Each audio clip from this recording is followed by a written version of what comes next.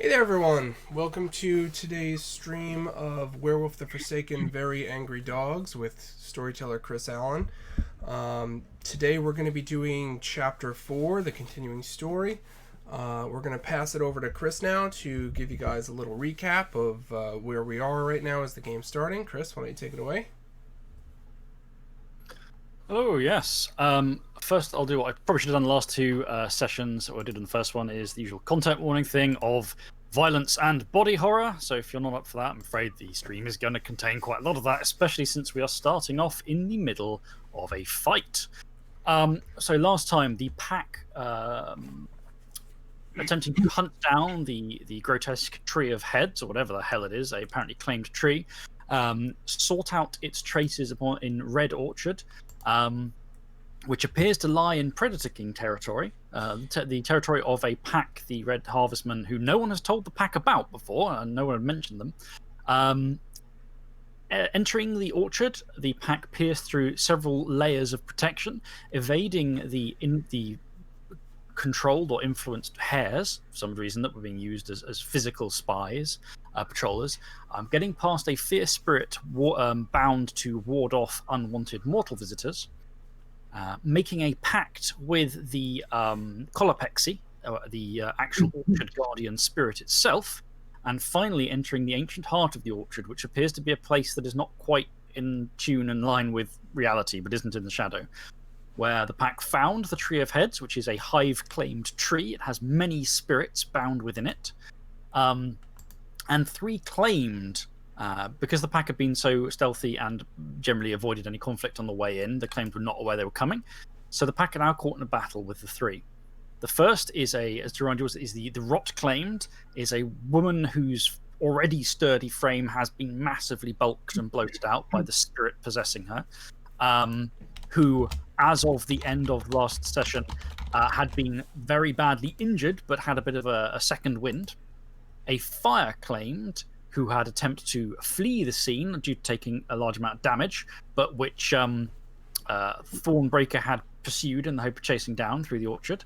And a very strange third claimed, who I've been calling the Jaw claimed as the shorthand, who appears to be claimed with something that involves an awful lot of teeth, had been lurking on the edge of the fight as it arrived late due to the pack outmaneuvering it, using its power to shatter, twist, and break the pack members' teeth, but otherwise not committing completely to the fight as yet.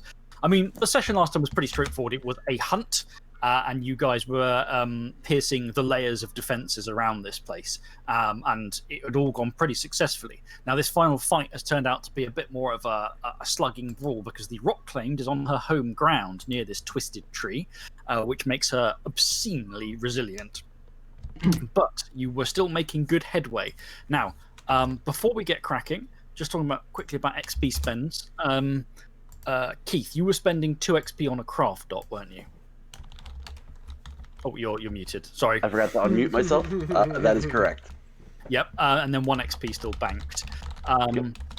Pete, you were thinking about what you were doing with it still. You hadn't spent any of your XP, your remaining 2 XP.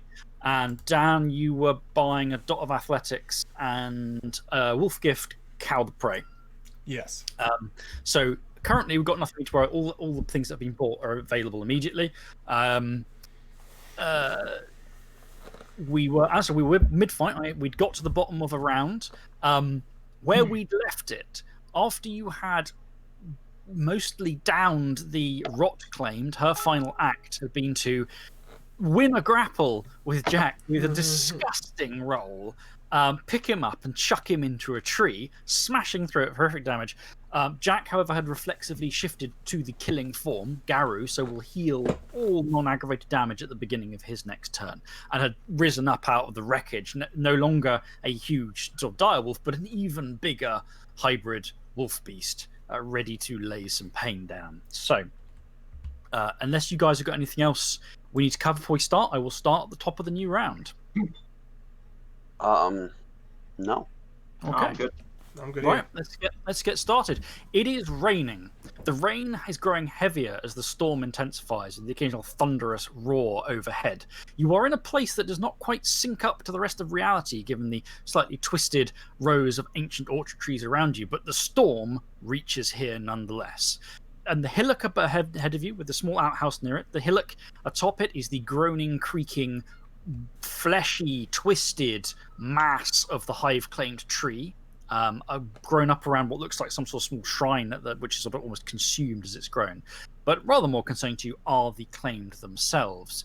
So, who is top of the initiative? It is the teeth thing.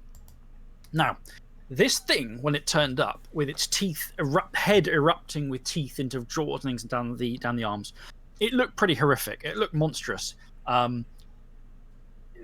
But it looked like a man with severe teeth cancer, as it were, as if his whole body was being mutated with these things piercing out. It had arrived at the edge of this combat, and it hung back, because when it turned up, there were 3 werewolves versus 3 claimed, soon to be 2 claimed.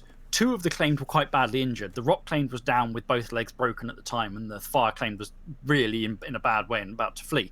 So its initial reaction to this was to hold back and maybe think about backing out itself.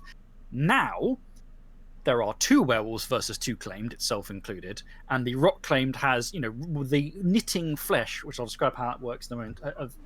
Thank you. I'm being given an extra supply drop. There we go.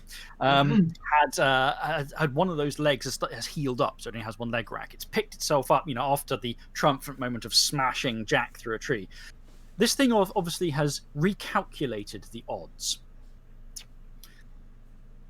Of the 2 werewolves there, Jack and Johnny. I don't know how much you will see this, given you're both in the killing form, but I'll describe it nonetheless.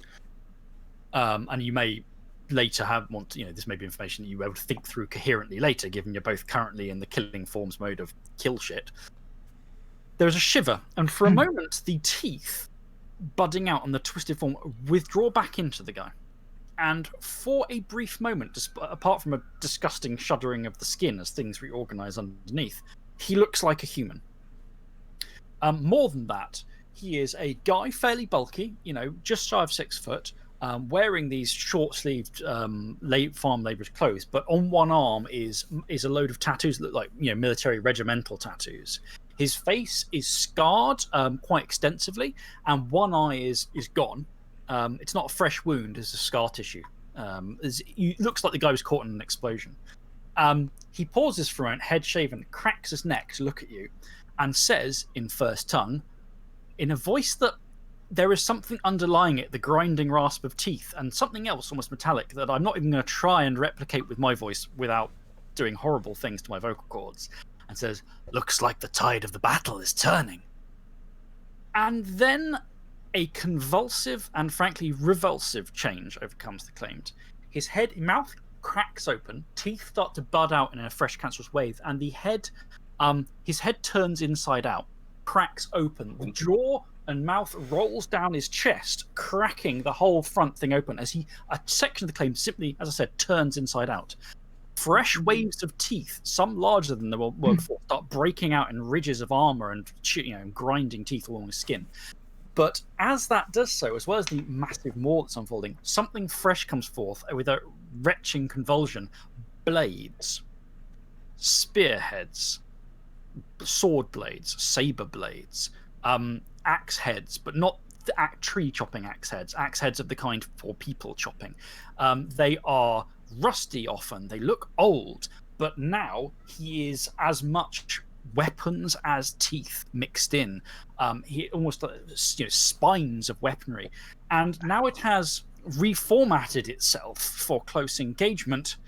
This claimed shambles forwards. I think the nearest of of you is going to be Johnny, because Jack's just been chucked away. Come at me, bro. The apparently teeth and weapon claim, God knows what this thing's actually been possessed by, comes towards you. Right, tactical. What is your defense? Johnny is going to activate his evasion purity gift, hit and run, and as it approaches and makes the attack roll, he is going to book it out of melee range with it. Okay, so you are able to get out of his range. So he's not. I have to make a roll. It's a opposed roll though. Yes, but I think you get to do the you get to do the disengagement roll anyway. The roll is to see whether you get the extra benefit against the prey. Yeah. Oh, sure. You spend the essence, you get to move, you immediately disengage and move up to your full speed away. If you are able to move to a location that takes you out of line of sight, then you do the dice roll. I am doing that because I'm going to try to get myself out of line of sight with it. Okay, so you. I do have a question here for you, which might make it slightly trickier because I can't remember the rules around it. Because you're in Garou form, is this going to have any impact on your the requirements to attack stuff and things like that, or are you able to move away like this easily? I'll be able to move away and move back in. Yeah, I think you'll be fine. You must attack an active opponent within striking range each turn. Yeah, you can fight. Right, you are in killing mode, but you can use this gift nonetheless and move away to evade. So you're going to go and basically lope away in the trees briefly, yeah? Pretty much. Let me just pull. It's dexterity, stealth, and purity. Am I correct? Yes. I need to make his dice pool, which is... My dice pool is 9 dice. Oh, as a reminder, those of you who still have the inspiration condition, just remember you have it. I'm going to use it for this roll, by the way. Okay. All right.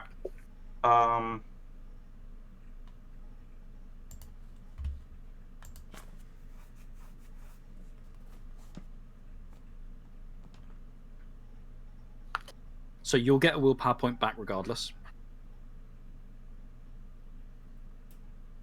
Oh, I will. Sweet, Yeah. I need that. Inspiration gives you the willpower point whether you get the exceptional success or not. It just makes it easier to get the exceptional success. 3 successes. Okay, which is just is enough to beat him by 1 because it's an whether it's an exceptional success or not is what you roll, not how much you beat them by. Mm-hmm. So it is an exceptional success. So several things happen. Firstly, he completely loses track of your current position. So he no longer knows where you are, which means you can, for example, establish a new eviscerate if you get a drop on him. That's the point. He does not have composure equal to or fewer than successes achieved, so you don't drop Shadow Paranoia on him. Okay. But you can immediately move your speed again, so you can zoom around to a completely different part. As long as you keep out of sight, you can zoom around to a completely different part of the battlefield to reposition. I'm kind of doing like this arc, so I disappear into the trees and make an arc that I can still eviscerate him. Now, on top of that, you have you get an XP, you get a beat for resolving the condition, another beat because it's an exceptional success for a sacred hunt, and another beat because it's an exceptional success. So that is 3 more beats in the pot just from that one inspired effect. So he stumbles, lumbering forward. One hand has been replaced with a long pair of scissoring blades with teeth and fangs growing up them, which you think maybe you don't want to lose a limb to that. Overcome enough of the rage clouding your mind to pelt it back into the trees, and he just loses track of you. It's dark, it's wet, there's thunder rolling, and as the thunder rolls, you are gone into the darkness, and the thing is left trying to keep track of you. For now, although it doesn't get another action for now, its attention turns to Jack because that's the only other person here, but it doesn't get to do anything else this turn. And in fact, we come to Johnny's turn. Jack's turn? Johnny just went. No, Johnny. Johnny got a reaction on. Oh, gotcha. Okay, my bad. Yeah, That's why that I'm confused. Using a special ability. Yeah, I got confused. Okay.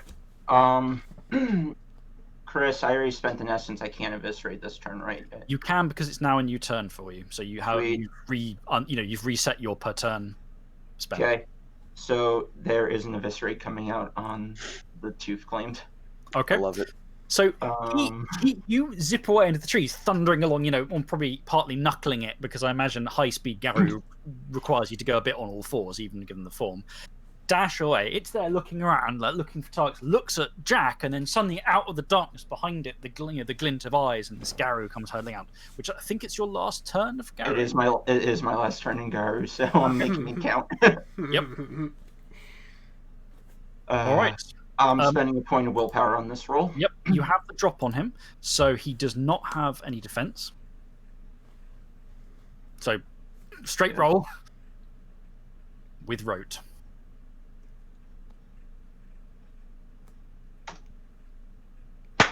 Oh, 8 successes. Oh. There it is. I've been waiting. To Brutal. Okay, now you have 4, the rote. So is that 5, Yeah. 6. Can anyone help me how many dice I actually okay? failed on? Of the initial roll, you failed 5.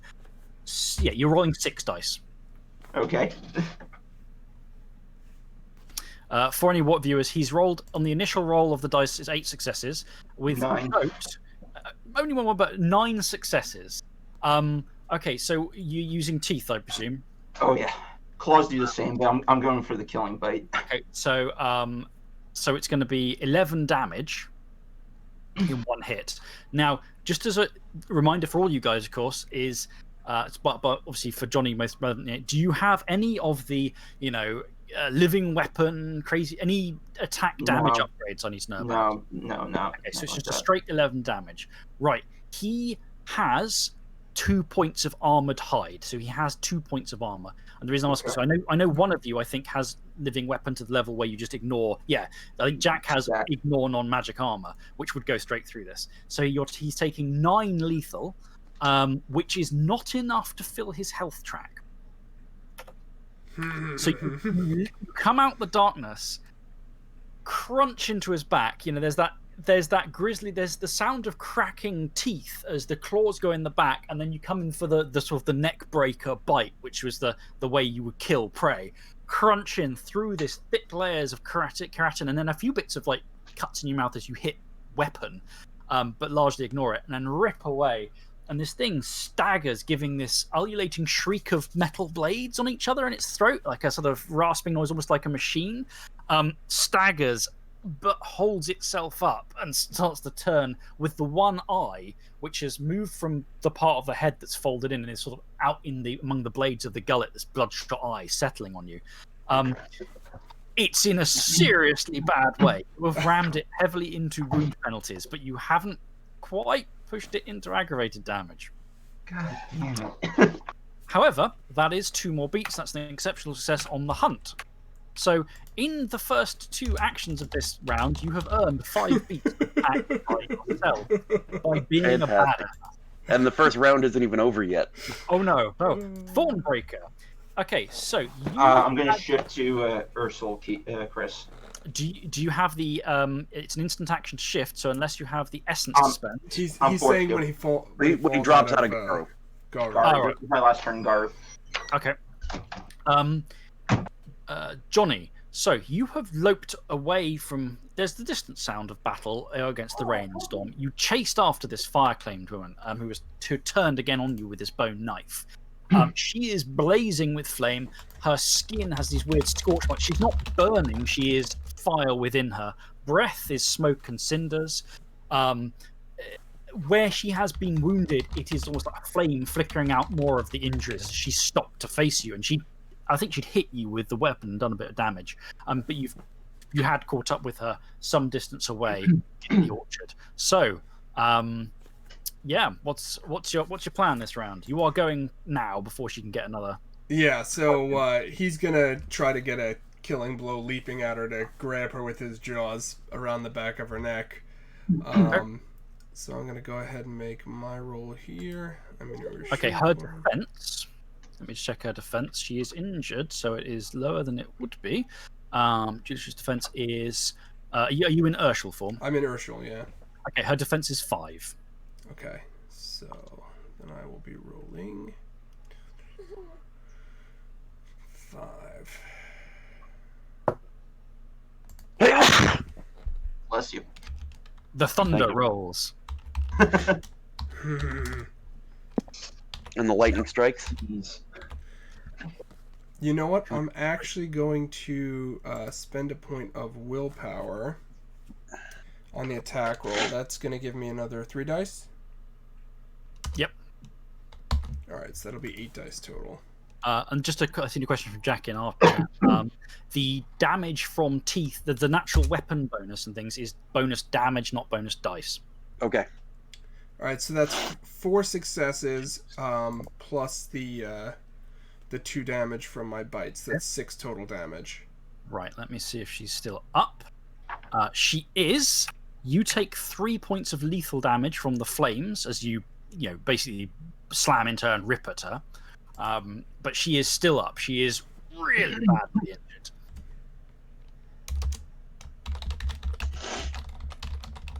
injured. Can I initiate a grapple with that bite? You can, yes. Alright, so I'm going to do that. Basically, he leaps at her, bites the back of her neck, and, like, shifts his weight to, like, take them both, down, basically. Yeah. Holding her. Okay, and she's sort of... And she's strong, but this claimed is not as strong as you suspect the other two are. So she's trying to push and wrestle you off.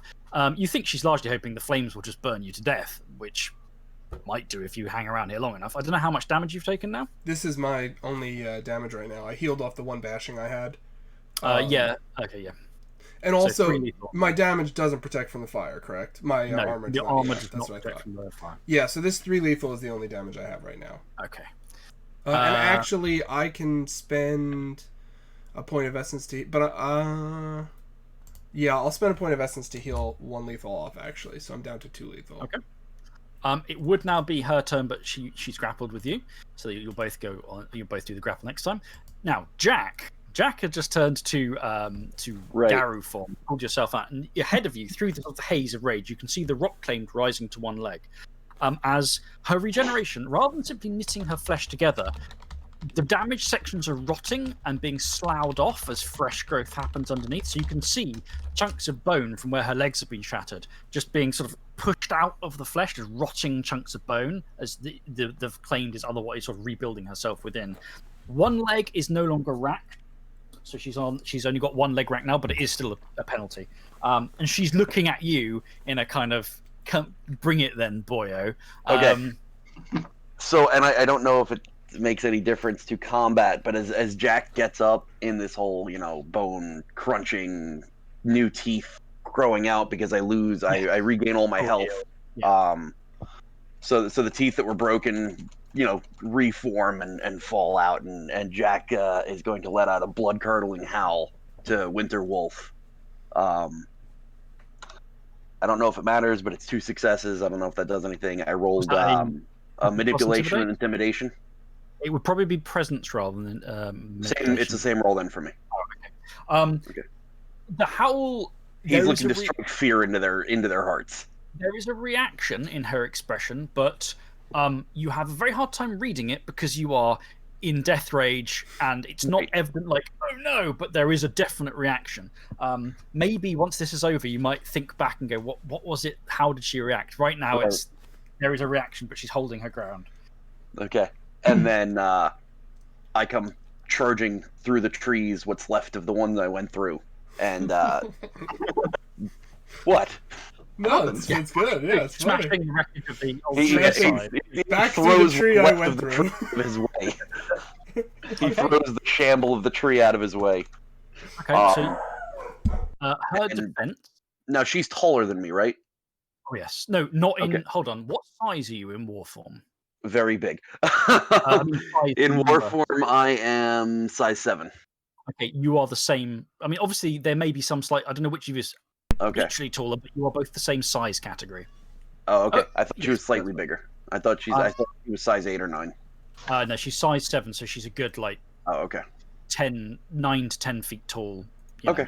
But not her defense, given her racked leg and her. So I just got to check out her wound penalties. She's not on any wound penalties, Christ. She is defense, and you are in. You're in war form, so she does not get her skill add. So her defense is 1. Fantastic. Primal fear. Whether or not she is wanting to be afraid, she is at least somewhat afraid because of the primal fear effect. Fantastic. So again. Right. So I'm rolling 14 d10 with 8 again. For a bite. Jesus. Are you kidding me? How was it? 3. Oh no!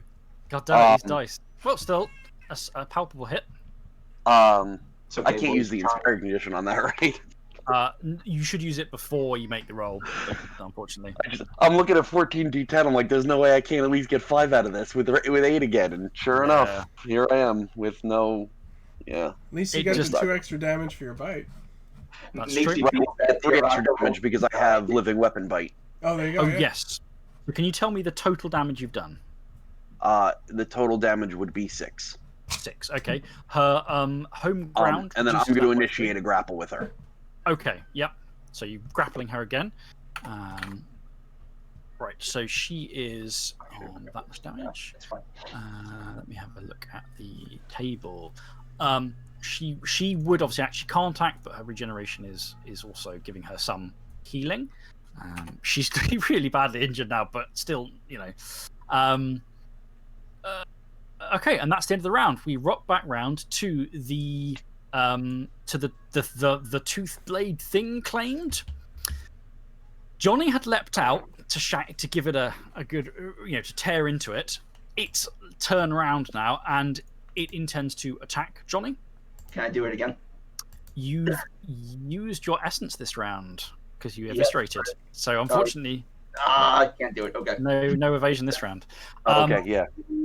So it is going to have a go. Have a look at its dice pool. What is Can your I- defense? Oh, Can I sorry. spend a point of willpower for an extra 2 points of defense? You can, yes. So I'm going to do that. Yep. Uh, Tell me your total Just, I defense. don't know if it's going to make a difference to you. I did use the Relentless Assault merit. So I Yes. denied my defense against Toothless. And I have my full defense still against her. Yeah. It would, under normal circumstances, it would choose to strategically attack you probably then. But right now, this guy just nearly ripped his spine out, so he's focusing on the guy who tried to chew him. I just wanted to make sure you're aware of that. Yeah. I don't No, want absolutely. I not trying rolled- to sneak anything through. I have 7 defense currently. Okay, right. That means he is going to spend willpower on this. Not a very large dice pool still, but that is 1, 6, 2 because of the exploding 10. 2 successes. So let's have a look at his damage. Okay, 5 lethal damage, Boy. Ouch. and I would like you to make a stamina plus primal urge roll. Oh. Oh, this is not good. 6 dice. Yep.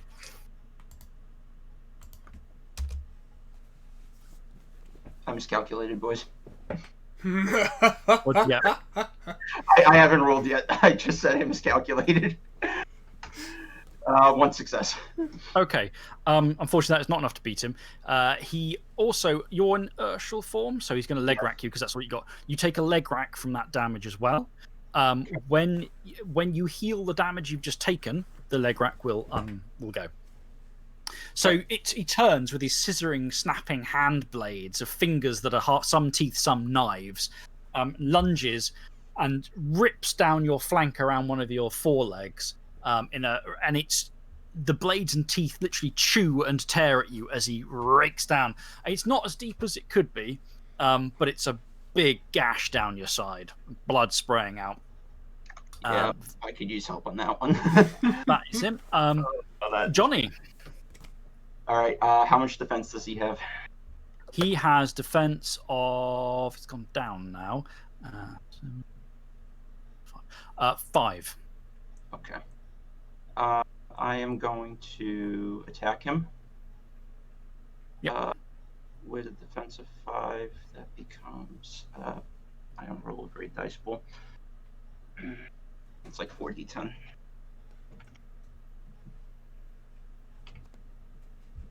Two successes. Okay. So tell me total damage. 4 damage total. Okay, his 2 armor reduces that to 2, but that is enough to box him out on lethal. Let me check if he's going to fall unconscious. So Better. he doesn't. He's still up. But you've dealt him a serious blow. He is now, he is bleeding, in a kind of bleeding to death kind of way. And unlike the rot claimed, his flesh does not appear to be fixing itself. He's not regenerating. And I am going The mouth, chest, head kind of crackles together with teeth and knives in anger. I am going to whatchamacallit? Leg rack him. Didn't you rack previously? This time you get 1 per scene from Urshel. I have not leg racked previously. Okay, so was it the other 2 who double leg racked? Yes, They double Thorn leg and racked. I were the one who racked. So right, you still have your rack to you. So you crunch, snap something in the leg, and knee pops with a really horrible noise as it goes down to one. You know, it just snarls angrily with this open head to navel maw. But he is, you know, one of those legs is no longer functioning properly. Thornbreaker and the Fire Claimed, you are in a grapple, so it's an opposed strength plus brawl roll. Let's have a look. This is not so fantastic for her. She is going to spend willpower, because otherwise this would not be very good for her.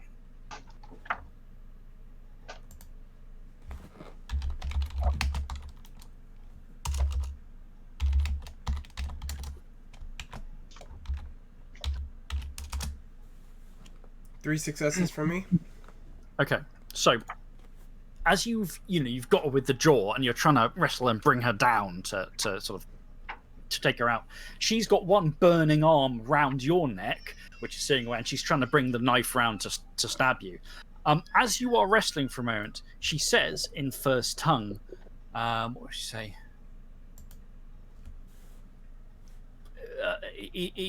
With the voice of a crackling bonfire, brave of you to take on the old folk of the dawn. You take 3 lethal damage from the fire, but you are able to rest her to take control of the grapple. You have succeeded on the grapple, so you can choose one of the moves to inflict. So you can inflict damage if you want, which would be 3 successes plus your teeth, or you can choose other things as well from the list if you. I'll inflict damage. Okay, so it was 3 successes and 2 from the teeth, which is 5. So you wrestle down, like worrying at her, the neck and throat, as she's. It's the thing about claimed is that they often very upset about being killed, but of course, killing a claim doesn't kill the spirit. Sure. So, for someone who is dying, she is remarkably. Not like terrified, more partly upset, partly amused, partly angry. But with a final crunch, you manage to break her something vital in the neck area, and the flame sort of sags. The flames completely die, but the embers in her body are still cooling. There's still heat within. And you can see in twilight with a shuddering wrench, which literally sets the body. You feel the body shudder as the spirit peels free. The thing that pulls forth, it's large. The spirit is now in twilight. It is, it's the size of a person. It's a horrific amalgamation currently of people and hair. A big kind of spiritual shape of a hair, which itself is ablaze. It's sort of charred and burned, but in twilight you can see it is burning away. Obviously the fire isn't touching you because it's not real, it's part of the spirit. The eyes are just hollow flaming things. But that is the Fire Claimed down. So can I communicate with her, or do I need to wait for my turn for that? You can, but you'll need to wait for your next turn because this turn was spent breaking her neck.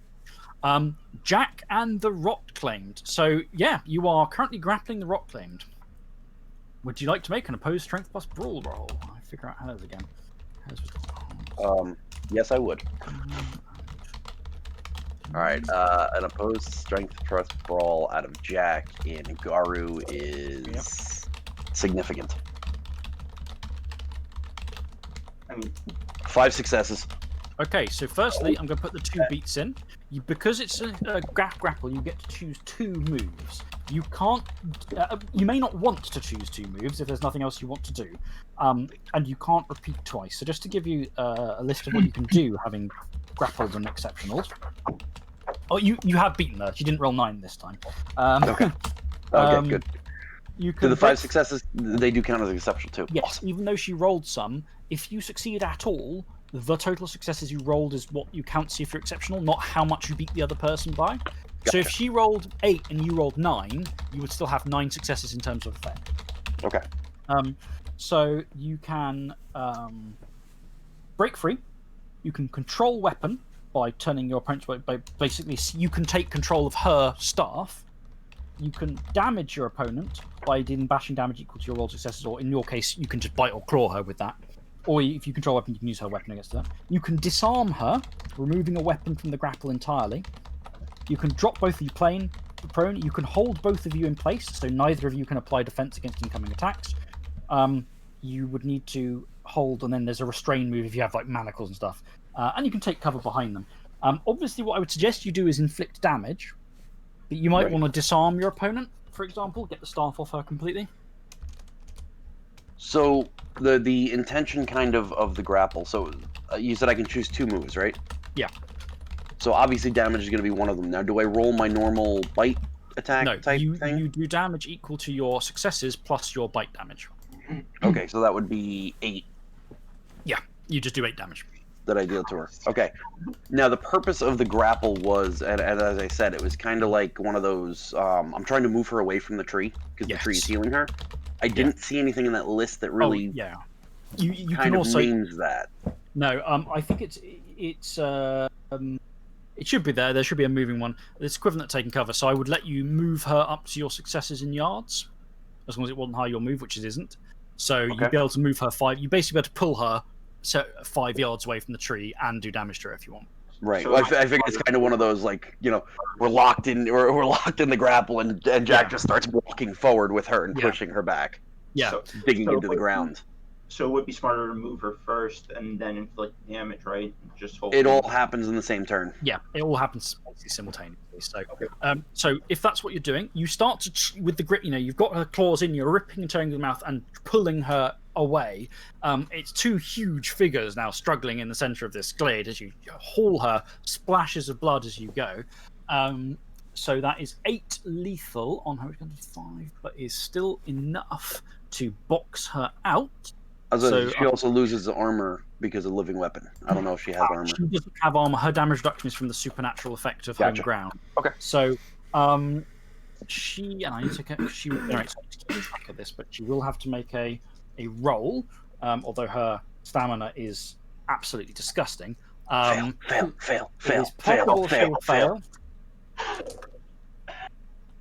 No, she has succeeded. Fuck. But she is now like on full wound penalties and everything as well. As you haul her away, you think another move like that will get her out of her home ground radius, be far enough away from the tree. Okay.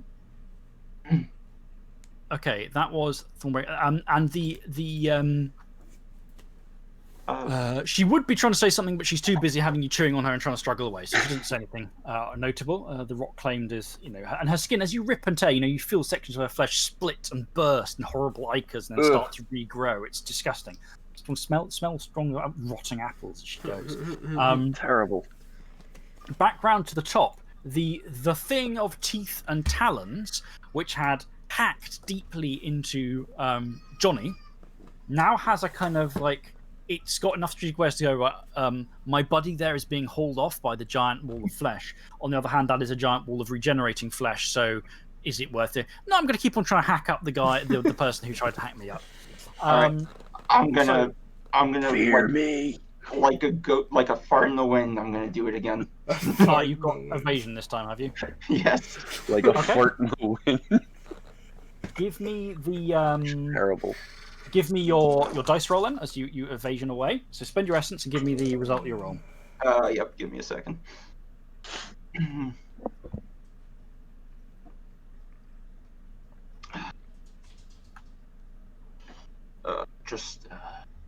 My dexterity in this form is 5, 9, 10, 10d10. Okay. I'm still rolling. 5 successes. Nice. You have. Okay, several things have just kicked. So several things kick off. The first is you get the exceptional success blitzing away. So I'm going to put 2 more beats in the pot. The other thing is that you have not only exceptional, so you can double move away and zooming away and lost it. You have also stuck the shadow paranoia condition on him. As he's like, what the hell? This thing keeps jolting away into the shadows, disappearing in trees and lurching back up. So he is currently suffering a penalty on perception rolls. and intelligence and wits rolls. And if he fails perception roll, it becomes a dramatic failure. He's literally now looking at, although this thing is a one-eyed, mouth-faced, ripped thing of flesh and jaws and teeth, it is doing the whole thing from a horror movie for someone going, wait, where the hell's it gone? Where's it going to come from next? Oh, shit! You know, as you just dive away once more. That is its turn done. Johnny, your turn. You have surprise on it. Just real quick before we do that. Yep. I missed this, and so I'll take a TS on it because this was my mistake. The whatchamacallit, the grapple, right? You said it's strength and brawl. Yep. Okay. Killer instinct would take an effect there. Yes. Okay, so I should have rolled 3 additional dice on that. You can roll them now. Go ahead and roll them now. Okay, I was going to take a TS on that because I didn't think of it. Okay. Absolutely fine. Roll them now, and remember the 8 again applies to the explosions. So okay, and that's an additional 1. So I did an additional 1. Okay. So now she has a point of ag also. She's got 2. No, she already had a point of ag. She's on 2 points of ag now. Nice. You'd rolled Okay. her over. She's regenerating the lethal now, but obviously the ag is what's getting her closer to being down for good. Okay. Okay, so yes, and then in the background you're ripping and tearing, hauling her a bit further. Get a bit better grip as Johnny dives away. There's a crunch as you tear another bit out of the rock claimed. A gobbit of flesh flies. The other claimed is looking around. Here's the rip. Something land nearby it. Jumps in shock as if thinking it's Johnny about to come out of the woods. It is Johnny's turn.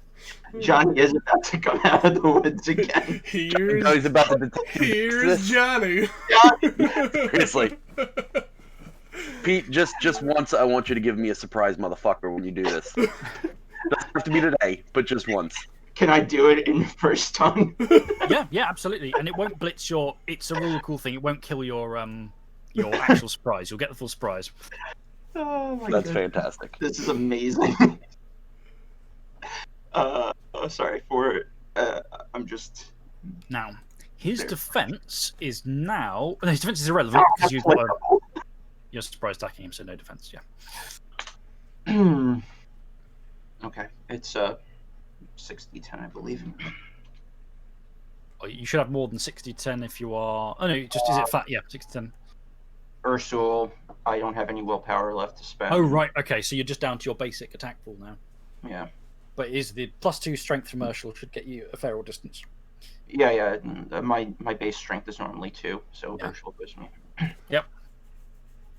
You can all out attack for 2 more if you want. That's actually not a bad idea because I'm going to plan to grapple him. Okay. Oops. 3 successes. Okay, tell me your total. Wait, hold on, because I got dice that didn't come up as Oh, successes. yes, of course. You've got rote on this. 4, 5. Yep. 5, I believe, didn't come up Yeah. as successes. 5 on the rote. We're an additional 2, so that becomes 7. 2 more beats. So 7 damage going in. Obviously, the armor takes a chunk of it, but that's still 5 more going on him. As it is, you're ripping and tearing. The bodily coherency of this guy is coming apart. This is if this guy was if he wasn't a monster with knives for a body right now, and he was wheeled into hospital, they would be going like, "This guy's literally falling to pieces. There is nothing we can do." You've just ripped something out of him that you don't even know what it is. Something cancerous made of metal and teeth is out, and he's got holes in him from the claws at this point. Blood and ichor just pouring out. He is still standing. I do need to take another roll for him to stay up. Which is passed, so he's still standing. Refusing to go down. Did you say surprise motherfucker before you Yeah, jumped I on him? Then he flips around at the last moment to see you, and the eye rolls, and then you slam into him, and you are grappling him, yeah? Am I right? Yeah, I'm grappling. Crunch into him, grapple down, Thornbreaker. You are in the presence of this burning hair, person hair spirit thing, but you are 2 moves using Predator's Matchless Pursuit away from the main fight at the moment. So Okay. it'll take you 2 rounds to get back using the double speed. Okay. Bring the corpse. Yeah, I know. So I look up at the spirit in Twilight, you said? Yeah. Okay. So I look up at the spirit in Twilight and I say, in first tongue, because I am still in Urshul. Return to the shadow. We have no further qualm with you. Claim not the herd. And I take the body in my teeth, and I start making my way back towards the pack's location. You're nicer than Jack is. Are you spending essence to double speed, or are you just going normally? At this point, he's kind of doing the math. Unless he hears like a howl of distress from the pack, he's just going to make his way back. He's assuming they're going to clean up the other two. Okay. Especially because when he left, the tooth claimed was hanging back. He doesn't know that it's moved in, so he sort of thinks it's like almost 2-on-1 with just a little help from this other thing. He thinks they've got it, and so I'm going to. I was saying, and you did just hear a bloody howl out of Jack that was, I'm coming for you. Yeah, he's like, oh no, they're royally fucked. So I'm just going to drag this body back and let them clean up. Speaking of which, next on the line is Jack and the Rock Claimed in another grapple. I'm going to throw a willpower on it just because I don't want to take the risk of losing this grapple. Yep. No, that's fine. And remember that you have 8 again. Yep. So that has been calculated as... Fuck me. 5 successes again. Okay, exceptional. That's 2 beats that pop in the pot for the thingy. So you beat her again. She rolled better this time, but you still beat her. So you can do the same thing again. You can damage and pull. Yep, that's exactly what I'm doing. Okay, so you haul her. She is no longer right as you pull her around. It's not that she deflates, but strength seems to leave her, or not strength so much as power. Power leaves her. She still adds strong. The massive muscles girding against you. She is very, very strong. If you were a human, she'd just be going crunch, breaking you down into a nice little ball. But it is as if the power that is resisting your fangs and claws simply is going fast. So can you tell me the total damage you did? Total damage will be 8. 8. Okay. So she is on. Okay. I was debating on trying to throw her through a tree. She is horrifically damaged, but being absurdly. Oh no, she, believe it or not, on 9 dice, she failed. So as you gradually rip her and you slam her down, and the Rock Claimed falls unconscious from the sheer amount of damage to her frame. Now she's no longer being empowered by the tree. Without that strength, I throw her through a tree. That would be a future action to go and throw her through things if you want. But she is now out of action. Okay. She is no longer conscious. Her body is still healing, but she isn't conscious. So I'm going to take her off. Okay. Here's a question. Actually, here's a game related question. So when it comes to claimed losing consciousness, I mean the spirit doesn't lose consciousness, right? It just basically means they can't control their puppet. It depends how fused they are with the puppet. So a weakly fused claimed might have the experience where the puppet falls over and the spirit is in there still going, wait, oh no, I can't, and wiggling the joystick. It's dark in here, right? Wiggling the joystick and wondering why things don't work. A long-term high fusion claimed is so synthesized with the person that it is the person to some extent. So if they fall unconscious, the spirit is also unconscious. Interesting. Okay. So right now, the Rock Claimed is down and out. We come back to the top of the track. It is the Thing Claimed, the What the Fuck Claimed, and Johnny. You are in a grapple with it. His attack feels quite good. All right. Don't worry, Johnny. I got you back on this one.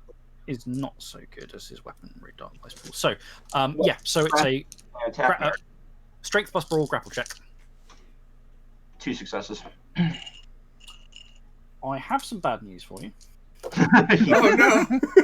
He has 1. He's not got an exceptional, but he uses the damage weapon. You take 7 lethal. Ouch! As it gets you, grabs you, and this scissoring. Can you give me a stamina plus primal urge roll as well? Yeah. Hold on, I think that knocks me out. It may do. You will need to take a stamina roll for your form unmodified. It is not affected by wound penalties. Is it Peter? You an ag yet? I am an ag, actually. How bad? Oh no! Really fucking bad. Don't worry. Jack's about to come into the fight, and you'll be fine. 2 successes. Okay, you have that was the stamina plus primal urge roll. Okay, Correct. you have resisted getting a rack on that, which is good because getting an aggravated rack is bad. Can you now give me a flat stamina roll for your form with your form modifiers? No penalties for wound penalties. 7. Wait. Pushing into ag, isn't that going to force me to death rage? No, Damn it! that's first ed, so not in this. Sorry, Pete. Yeah. I tried, boys. 2, 3, 4, 5, 6, 7. I'm just calculating my health right now. Sorry. 6, 7, 8. That's baseline.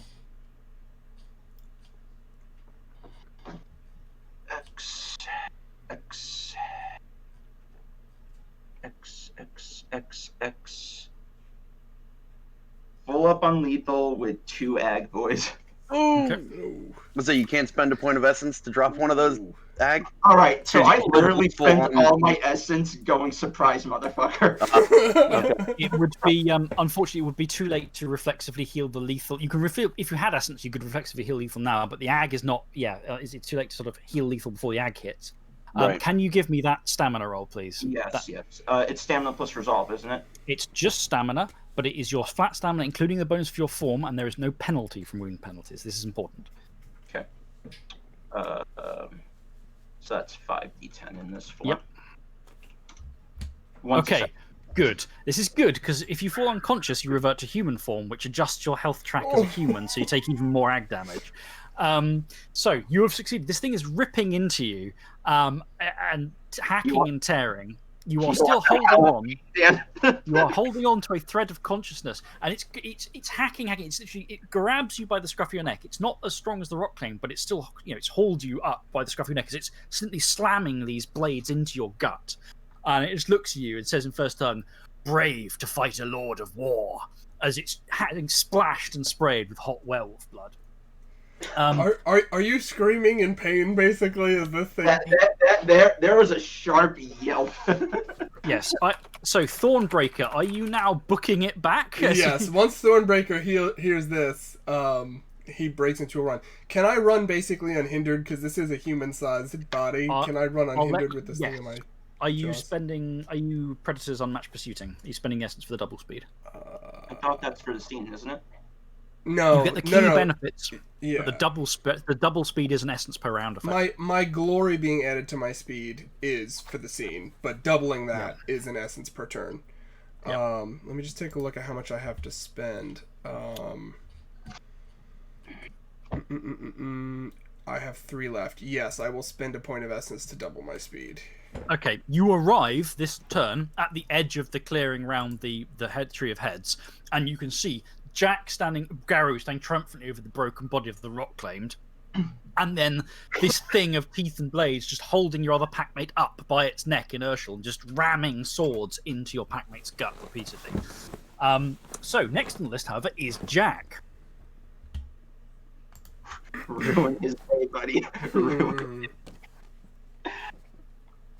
Oh, you're muted there, bud. Sorry.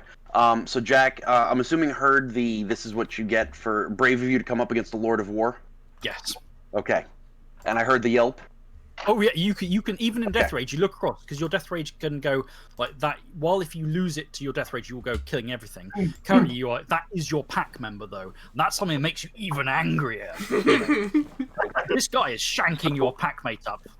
So the intimidation obviously wasn't, but Jack turns, snarls, yells at the claimed, "You know nothing of war," Okay. and then comes in for a throat-ripping, demolishing attack.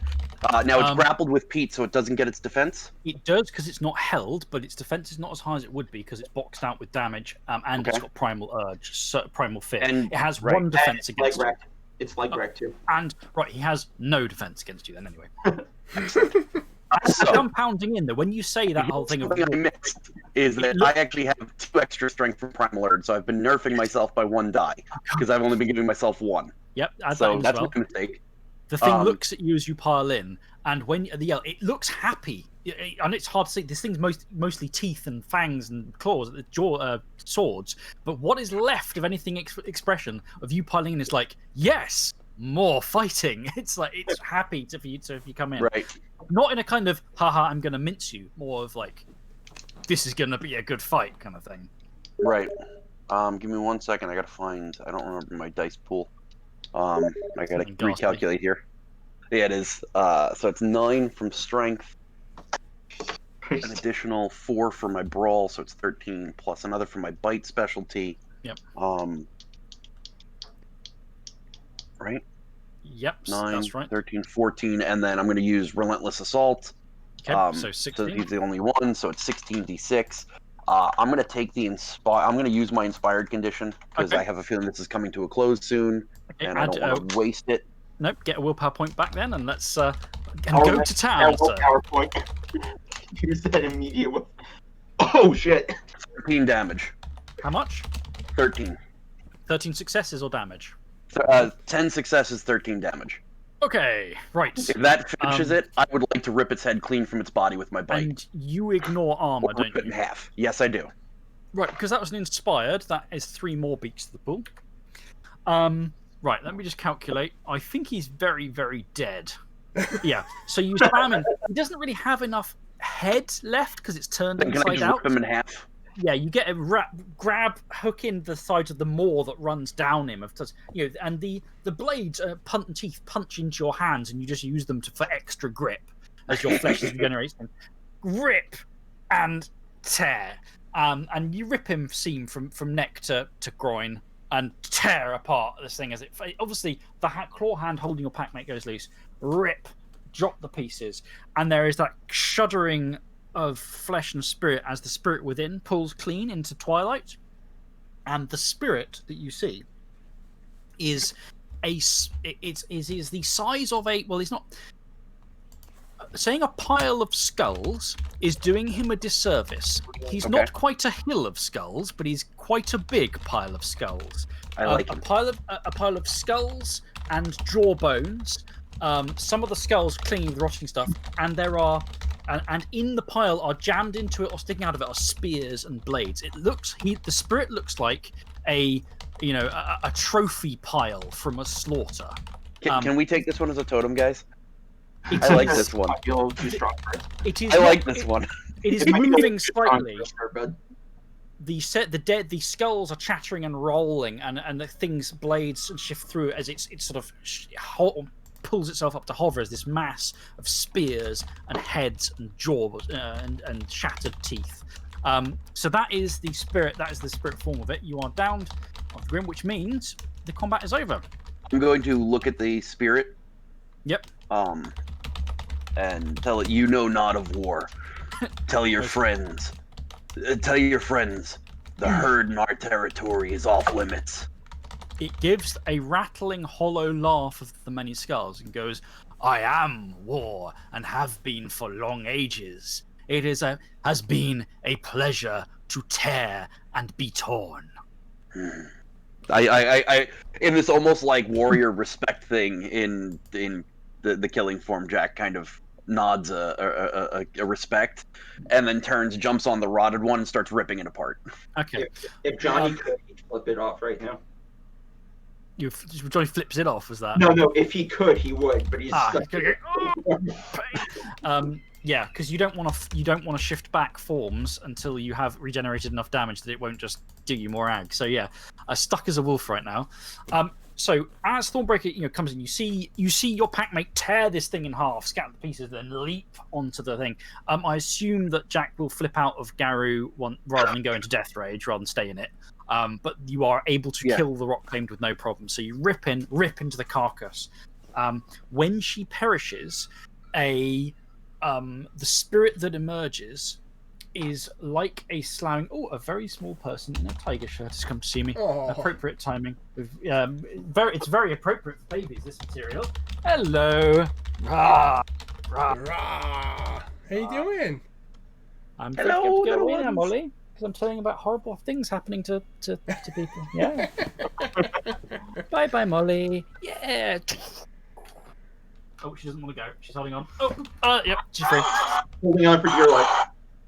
She so the thing that erupts forth is really strange.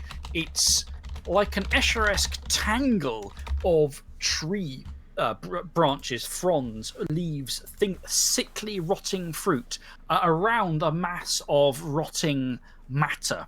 But the mass itself is not simply a clump of shit, for want of a better word. It is this that crawls with worms and maggots. You can see the shapes within it of shattered, rusted sort of agricultural tools and things like that woven through it, as it almost alarmingly jellyfish or squid-like. It sort of the tree limbs move as to sort of keep it bobbing, and it's so it hovers there as it rips free, it pulls free into the body, and the body sort of gives a last death rattle and lies loose. And the spirit stays there. The flame spirit has arrived at the edge of the clearing. The trophy mound, the war and teeth spirit, is hanging there, but is drifting away to the edge. This last spirit, though,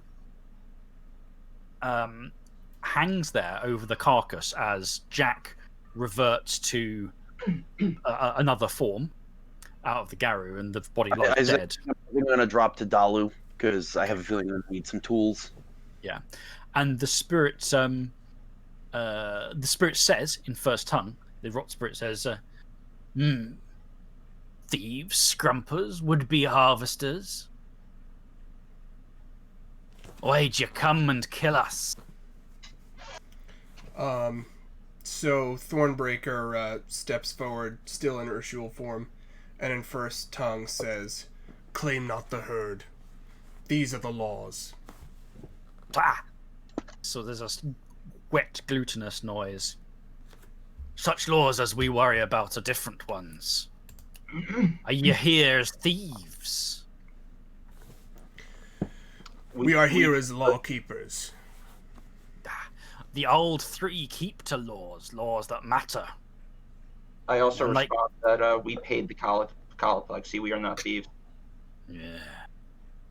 You unrotting ones disgust me.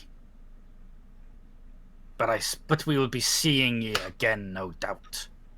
If you're to be of this land. Next time, we may not let you leave so easily. Nemesis boy. The rot flows always. Things die, things end. It is the way. It will be the way of ye when turned to carcasses.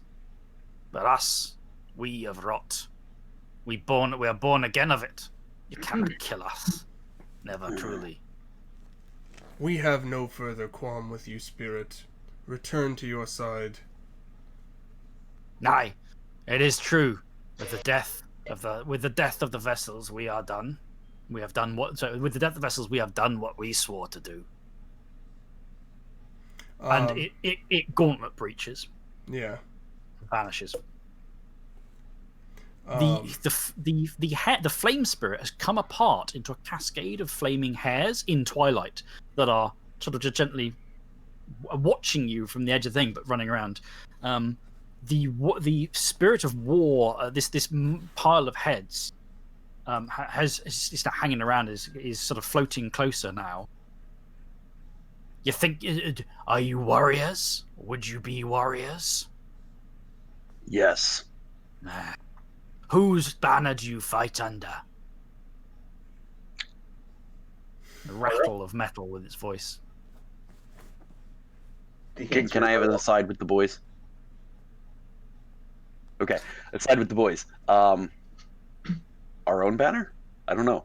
I don't really have an answer for that. I think that's a roundabout way. I think that's a roundabout. I almost want to tell them we fight under the banner of Winter Wolf, seeing as how. No, I think that's a roundabout way of him asking if we have a totem spirit. Okay. So I think he may be inquiring, given that he likes how we fight. So are you guys potentially interested in asking to fight under his banner, knowing that it probably means he's going to urge us to fight more things? Yes. All right. I'm only going to say okay out of this as an out of game thing because Jack was built for war. Well, no, Johnny's going to have an issue with this thing almost shanking him to death. Of course. But that was part of it. Yeah. Like we proved ourselves to him. So basically, in game, Thornbreaker is going to like walk around to the side of Jack and then growl quietly, "Totem." You fight under the banner of a totem, then. Not currently. You should have a banner. Every army should have a banner. Without a banner, you're a rabble, and rabbles become heads piled high for the victors to triumph over. You don't want to be a rabble, and the various skulls that make it up are now all talking in slight out of synchronicity with one another. I've seen armies come and go. I've seen princelings and kings die. It is a pleasure, and I will gleefully watch your death. But it would be better to watch your death if you were beneath a banner, worth more of something on this land. Perhaps you would be a suitable banner. The We are a band of war. The skulls rattle in laughter, and it is slightly mocking, but as genuine as a spirit of war and skulls could make it. Rather than being complete, like, it's laughing at me at the same time, like you just ripped my vessel clean in half. No, it's almost more like there is what would be genuine warmth to it if it weren't a spirit of war and skulls. Gotcha. Okay. But also a slightly like hurt. Yeah, you're saying some funny stuff there. I'm beyond some rabble as ye. I am of the old three. We don't simply bind to any pack that passes as if any rabble can be an army. Nay, but if you would seek the service, or to be in service, if you would seek a banner worthy of my kind, I can speak to you of such would-be generals. This land is a land of feathers. It's a land of claws in the sky. Seek them, and you'll find them close enough. But the Hrafnir are mostly unsuitable for one such as you, bound to greater pacts. But there is one who might be, if you think the banner is worthy, and if you're worthy of raising that banner. If your dedication is to become an army instead of a rabble. And too many of your kind think otherwise and pursue petty matters as their standards to huddle beneath. And seek the unconquered raven that sits in the glass nest. It's a fragile little thing, so worthy of you. But it has a history. And history is flesh and blood. What has come before is spine and blade to the time that is now. Yes, the unconquered raven might be worthy of you, or ye worthy of it. And one day we'll fight again. What's your name, Spirit? You do not know the old three? No. I am Grimmer. The hair that burns. It's sort of the swiveling skulls look at the hairs at the edge of the clearing in twilight. Chris, Grimmer, Grimer? Grimr, in fact. Grimr, okay. The hair you said that Grimir. burns. I was going to say, wait a minute, this is Viking. The harvest flame. She is Julish. And the one there, and it sort of looks at the shattered carcass by Jack's feet of the rock claim, is Weregrod. You truly do not know of the old three, yet you came here to seize that which we are set to guard.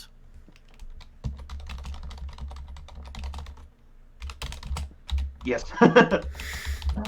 Fools! You'll need to hone your blades of your mind well before you're worthy of fighting us again, I think. Truly a rabble. Make yourselves something more. And then it gauntlet breaches and vanishes.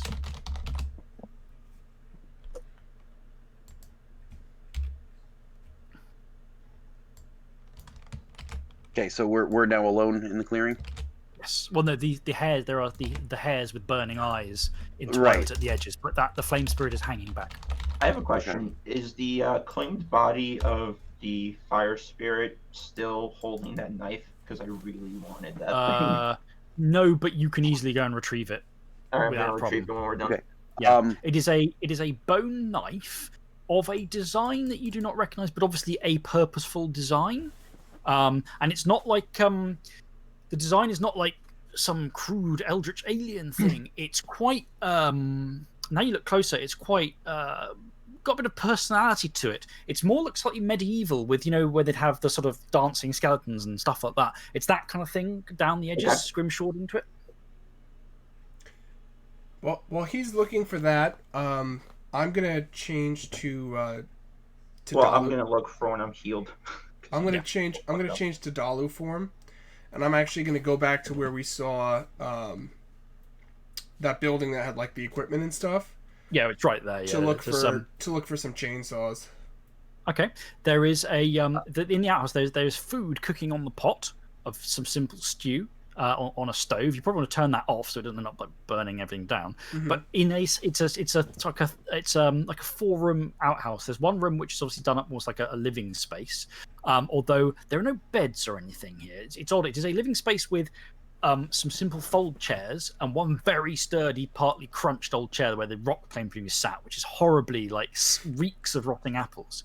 There is a toilet which doesn't seem to be used, unused. There is another room that is just a sort of entryway, and there's a storage section of the shed, and in there are a mixture of old style tools for orchard maintenance and new ones. And yes, there is a small chainsaw in there. It is not one designed for going through full trunks. It's really designed more for taking off branches that are problematic. But it is a chainsaw and it is fueled. So, Dan, before Thornbreaker left, I also suggested perhaps, since we're in the middle of a storm, like a lightning strike, and if we could jam a metal pole into this thing and have the storm. Sure. So It's a lot. Thornbreaker also looks for something that it might be able to be used as a lightning rod. Yeah, there's some metal. Some of the a lot of the stuff here is wooden handles, but there's one sort of device for getting up to stuff high branches that is metal hafted. So it's got rubber at both ends, but you can obviously take that off. Mm-hmm. All right, so he'll take that. Jack's also. gonna look in that shed for a very large woodsman's axe. There is an axe. It is a two-handed, woodsman's axe. It's not as big and heavy as it could be. Again, it's designed for slightly more. It's not like a massive thing for taking down trees, but it is most of what you want, if you know what I mean. Okay. So Jack's gonna pick that up, look at it, smile kind of evilly, and walk out towards the tree. Okay. While we're at the tree, can we see if we can try to find the locust, if there is one? Yeah. As you are now approaching the tree, a few things happen. The thing has been creaking and shifting during this fight, but now that the calm is, apart from the grumbling of the storm and the steady patter of rain, things have quietened. Apart from you cough as you check the chainsaw and check it works. And now, as you approach, this thing has several heads on its branches. It looks, as I said, like it usually has more in its autumn. Premium autumn, it's laden with fruit, I guess. Depending on how the hell the heads even get there. Now there's only single digits worth of these heads, and as you approach, start poking around like looking for the locusts. Now the heads are one by one, like opening their eyes and starting to look at you.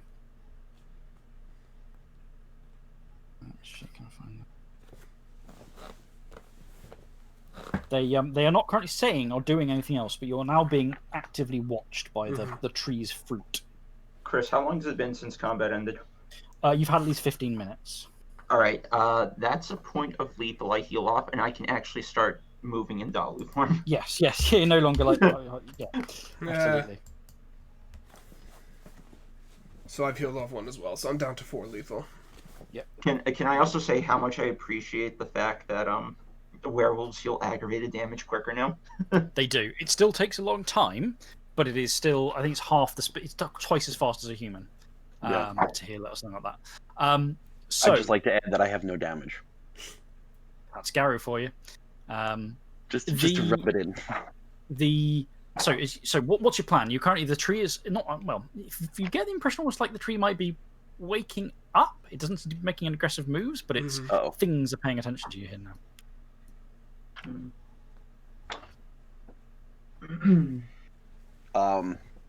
Well, Thornbreaker's got a chainsaw.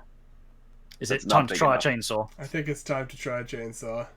I was going to take a few swings with the axe first. And if all else fails, lightning strike is my plan. You both step up with the tools to start work. Rev it up. As you get close, you feel now. Thornbreaker didn't notice it the first time because it was very faint and brief, and there was a battle going on. But now in proximity, you are in the vicinity of a very weak locust. And after a bit of casting around, you realize the shrine at the base of it, almost in a divot, which it seems to be growing round, is a locust center point. An anchor of a locust. Can I have wits plus occult rolls, please? Yes. Mine is Indeed, penalized, you can. so I'm. I'm not gonna roll. I'm still too fucked up. And You can always go for the dramatic failures. I'm currently in might knowledge. I got one. do that, So but it's- Okay, so we've got one from Jack. I failed, but it's not a dramatic failure. Okay, you can make it. Do you want to dramatic willingly failure take a if you want. dramatic failure? Get us a beat. I will it could be earn the funny. I will earn the pack a beat. Woohoo! Okay. This could So- be funny. As you do you have any essence left? No, I'm dry. Right, I'm gonna need to. You need to figure out what you're gonna get from this then. I rolled 3 successes on mine. Okay, so we've got successes, so I need to figure out what you're gonna get as a condition. So a beat drops in the pot. So the pack's done 15 beats so far this session. That would make sense, but you're out of essence, so it doesn't really help, or doesn't really hinder you at all. It's fine. A good bad condition to stick on you. Okay. You have gained the shadow lashed condition. So as you move forward, you'll move forwards, and you're sensing this thing. You're getting closer. The two who've got successes, you feel in the power of this locus a strange mixture. It is predominantly a locus of rot, but the resonance is touched by resonance of faith as well. It is essentially a rot locus, but maybe it was faith, or maybe there's something part of it that is somehow faith. As you are sort of So it could be breathing- cleansed of rot, possibly. Maybe, although there's nothing inherently bad about rot, but if you wanted to change its nature, then that's something you might be able to change. However, Johnny, as you get close and you feel the sense of the resonance washing over your essence, because you are so completely drained, your body's like trying to drag to guzzle essence, and the damage and the nature of it is Give me a second. well, Johnny's going to look pretty upset in a moment, so it's for you two. But otherwise, there's no major horrible stuff going on. Okay. So there's no one explodes or anything. Well, that's good to know. But so if you found the locus, it is the shrine itself is the focus. If you want to get cracking with taking this thing apart, I think the best roll, oddly, for trying to cut down a tree is going to be strength plus crafts, because it's that kind of thing. This is a structural problem essentially. Sorry, dinner. Okay. What was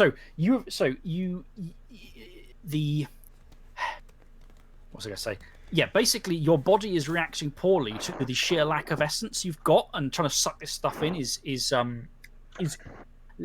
giving you a kind of spiritual, not sickness, but like a spiritual poisoning. You've worn your body out. You've powered through all this stuff. Your body's just trying to rebuild itself, and the mixed power of this locus is not reacting well to you. The shadow lashed condition. For as long as the condition lasts, you have a -2 penalty on all rolls involving interaction with the shadow and its denizens.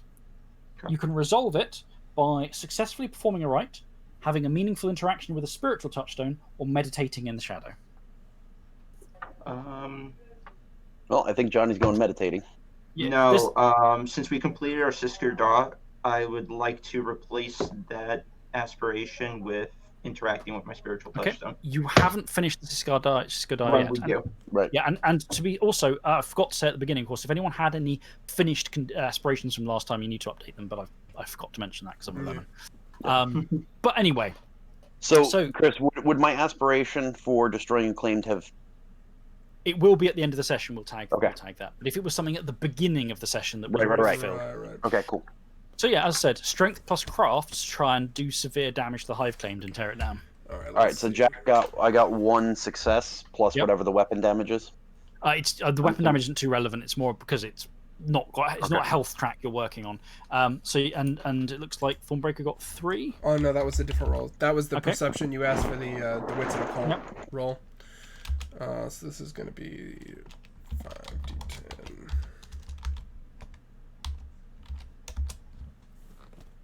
Nope. Nothing at all. 0. 0. Okay, you're hacking away, and you're cutting into. Johnny's looking a bit worse for wear, to be honest, over there. You're hacking away into this thing, and as the chainsaw revs and you dig in and you're hacking with the axe, sometimes you're tearing through bark, sometimes you're tearing through the sappy flesh underneath, sometimes you're tearing through flesh, and there's sputters of dark blood pouring out of this thing. You are making headway. It is currently very slow, but it is certainly better than trying to use your teeth. As you are doing that, the heads whose eyes have opened now begin to open their mouths. This isn't just a generic heads. Each of these looks like it's somebody's head. They're twisted and bloated and distorted, but they are different people. There's an old man, there's a young woman with lank hair, and some of them look like maybe they've been damaged in some way, but they are all, they're people's heads. They are starting to focus and look at you, and then they start to speak. So as you're hacking and revving away and slowly chipping at this thing, the heads say,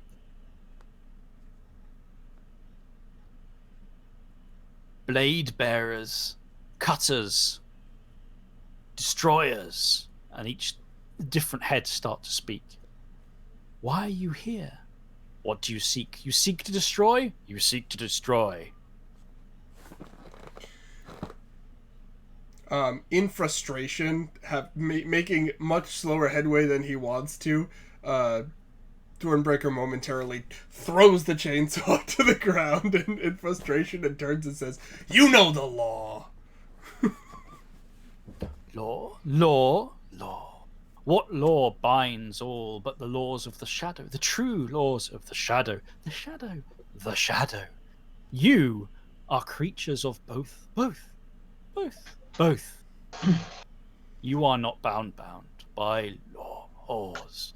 And some of them, they speak sort of wet, ichor, sticky, sweet smell, rot-smelling stuff is gently sort of dripping from the mouths of the head fruit. I was like, Jack in frustration rips one of the heads off and flings it. Reach up, rip. It screams, and a really unpleasant, like human scream, and you throw the head. There is the cracking sound of shattering, cranial skull, and the head dashes partly open to reveal a glutinous mess that's slightly brain mattery, but definitely isn't a normal human brain. There's threads of stuff in there, and it's off on the floor. The others, there's a clamour among them. And then they say, "No, don't kill us! Don't kill us! Don't kill us! We're not the tree. We're people. We're people." Well, that's Jack too far stops for a gone, second and obviously. stares at Thornbreaker. One of the an old man says, "They left me to Can die they in be a saved? ditch. They left me to die in a ditch, and they forgot." Another, a middle-aged woman says, "I drowned, and they never found me." And another one, a young man says, "We are forgotten. We are forgotten. We are forgotten." And then retches out a spray of this sugary, rotting ichor. So glancing in Twilight, are there ghosts around or no? No, which is perhaps more concerning. The fruit do not have spirits in them. Whatever it is They eating are the not spirit claimed. of these people who are dying. No. Yeah, I don't know what this is. So Jack had looked at Thornbreaker. Thornbreaker looks back at Jack and gives like an exasperated I don't know, man. And he picks the chainsaw up again. He revs it up again. And takes another swing. I got another success. As they're doing that, Johnny with his own blood is just on the metal pole, putting first tongue runes for claimed and storm and all this stuff. And Okay. when he's feeling better, he's gonna climb up the tree and jam it in and Okay. jump off. So the two you keep on shouting, the heads are a mixture of burp. Some of them are literally weeping incoherently, burbling. Others are saying things in a curious. There's a difference between when the heads are speaking like they're panicking, as if they're speaking as individuals, and then something is speaking through them sometimes in the constant hopping from head to head, multi-voiced echo chorus. And something is, wolves die, wolves kill, wolves leave the forgotten across the land. So many dead left by the wolves. Your jaws rip, your rage takes them, and you. And then one weeps, forget them. And then the heads, even the weeping heads, are taken as if an iron fist of control, and all the heads speak as one and say, but I do not forget them. Weird. Johnny climbing up among them. You pass like a young man's head, twisted, so the jaw almost hanging off from the rot. It says, I was murdered. I was killed. I was left, but the roots found me. They won't. You must, please. It descends into sort of hopelessness. What's your name? Stan. I'm Stan. I think I can't remember everything anymore. The memories are going, but they're still there. Knowledge, memories, other people's fuse with mine. I can't remember who I am anymore. And then the blubbering stops, and the eyes sort of stare at you in a completely different fashion. And it says, werewolves kill, but I remember the lost. Do you remember those you have killed? Who died to fuel your change? I'm gonna make a. Who died to fuel my change? Yeah, I think Thornbreaker's the only one who's killed somebody in his change. I'm going to. What would that be? Resolve and composure, to sort of keep my my cool here. Yeah, I think so. All right, so that's gonna be 4 dice.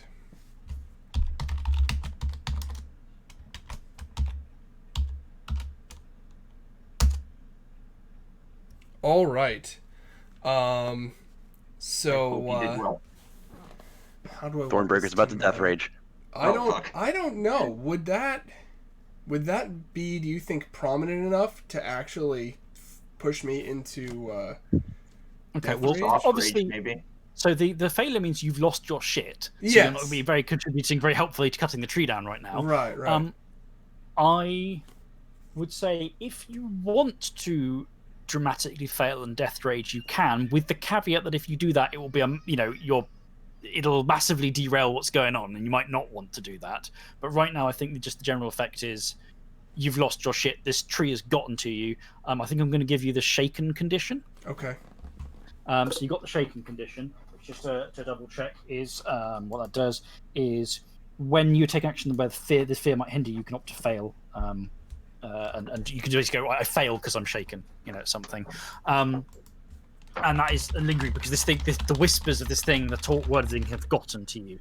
And it's the combination of the thing speaking through them and the fact these heads are blubbering away like they are people who are confused and terrified and not sure what's going on. All right, well, Jack is getting angrier at this tree. Yeah. You can, and over the other side, you can see Thornbreaker's chucked the fucking chainsaw down again, and So, Right. Chris, if there's a nice fleshy bit towards the top of the tree, I'm going to Okay, clamber up. jam it in. Can I have a again? I'm going to go for a strength plus crafts roll here to basically set this up properly. I'm in Dalu. Okay. We definitely collectively should have had more in crafts.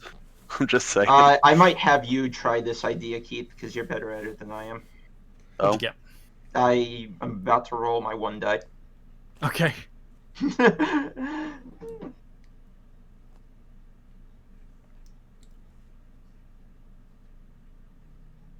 It did not go through. Didn't roll for some reason. That is weird. Are you broken, dice roller? Either that or it's laughing at your piddly 1 die. All right. Can somebody else try rolling, and then. Yeah, I will. Yeah, it's not working for 1. Okay, roll 2. Try rolling 2 dice, and we take the result of the first one. Oh, there it goes. Oh, the boom, first one- right, there was go. a delay. Okay. It's fine. Sorry for anyone watching. We're trying to use the dice roll on Discord Psychic do stuff, and it took a while to catch up apparently. So you had a success on the first roll. Yep. So you jam it in up there, get it ground into some flesh that bubbles and splits, and a bit of blood oozes out as you drive it into the meat of the tree. And you sit back going, that's actually going to hold. You were really getting a bit concerned. There was nowhere to propping it here and hoping something happens. And as you're putting it down, there's that slight. You feel a slight bit of static in the air, and you think, "Oh my god, is this thing going to hit me now?" And I'm gonna do one of those jumps off the tree. But it doesn't. There's the rumble of thunder overhead, but nothing actually happens. But you've got it lodged in up there. So if lightning comes down here, it will hopefully hit the tree. Okay, so Then I approach Jack and I'm like, "This is your totem's strong point, Storms. Throw up a howl. Hopefully we can get something." Okay. Yes, I'm going to shift to Urshel for a more effective howl. Yep. Because you don't howl very well in Dalu, I assume. If at not all. really.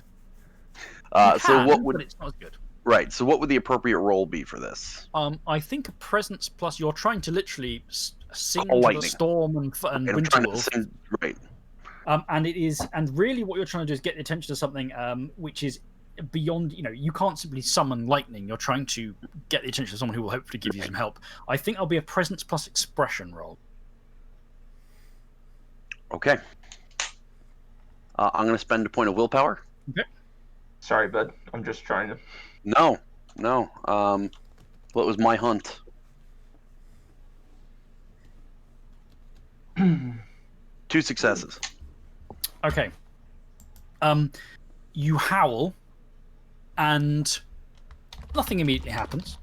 You think, from the rumbling of thunder overhead, that the storm has intensified slightly, but you're not sure whether there's no like, oh, I haven't magically done it. Is something responding? Maybe. On the other hand, will it be quick? It might take a while for any response to manifest itself. Okay. No immediate thing, like no lightning immediately strikes a tree, but you feel like you've called and been heard. I think I just came up with a deed name for Jack if this works. Okay. Stormbringer. Lightning call. No, Stormbringer. Yeah. Jack Stormbringer. I actually, Chris, I'm not going to roll again unless you tell me I should, but he's going to howl again at the storm, beckoning it to come and destroy. Right. Okay, so there's several ways this could work. Here. Like I'm he's gonna figure out- he's almost trying to will like a hurricane in the middle of this orchard. Okay. Because Jack is just fueled by rage right now because this tree is pissing him off with everything it did to his friends.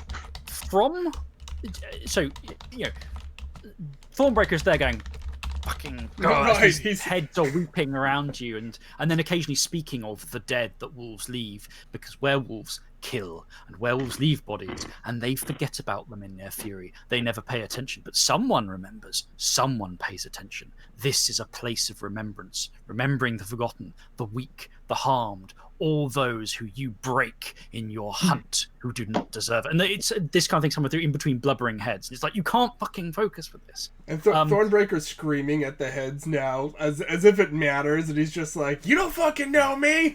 He's just like having an argument with the heads at the moment. Something comes through the locus. No. It is not very large, and from only like in twilight, something unfolds almost like a petal or a bird's feathers. It is a tangled, fluttering thing of sparking light, electricity perhaps, that flows and then forms and smooths out into something bird-like. And the spirit whisks around, flutters around Jack for a moment, and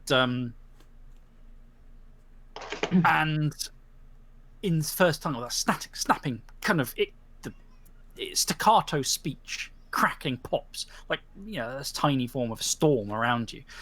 You feel air pressure around you go strange as well. You howl to call to the lightning, the storm. You're a child of the wolf of the storm.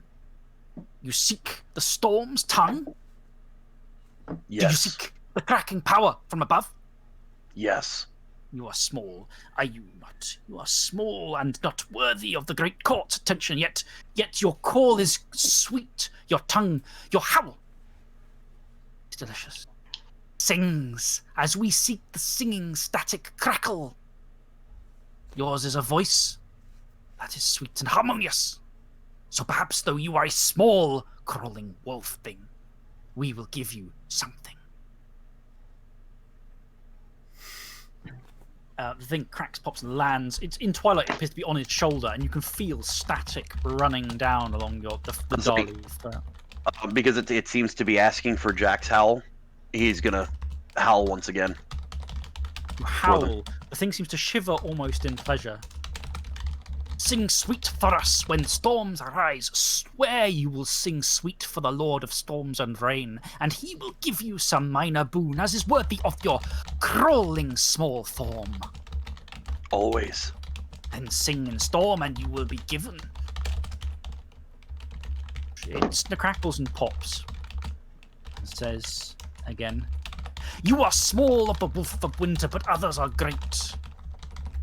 We give you this gift, a connecting roll, the speak of thunder between two that may form the arc itself in time. Remember your respect for elders. Remember your respect for the storm. Sing sweetly for us in the storms and listen well to your elder. And it crackles and it flows back to the locust and crosses. I'm gonna howl for it one more time before it leaves. Okay. It seems to like that. Something shivers in the storm itself overhead. There are spirits in twilight occasionally see shapes up there, but nothing major. So if it's being influenced, it's being influenced from the other side of the gauntlet. Again, nothing seems to immediately happen. But there is that sense of something, a power in the air. The tree says, now at last, people come and people go. Some are forgotten, some are remembered.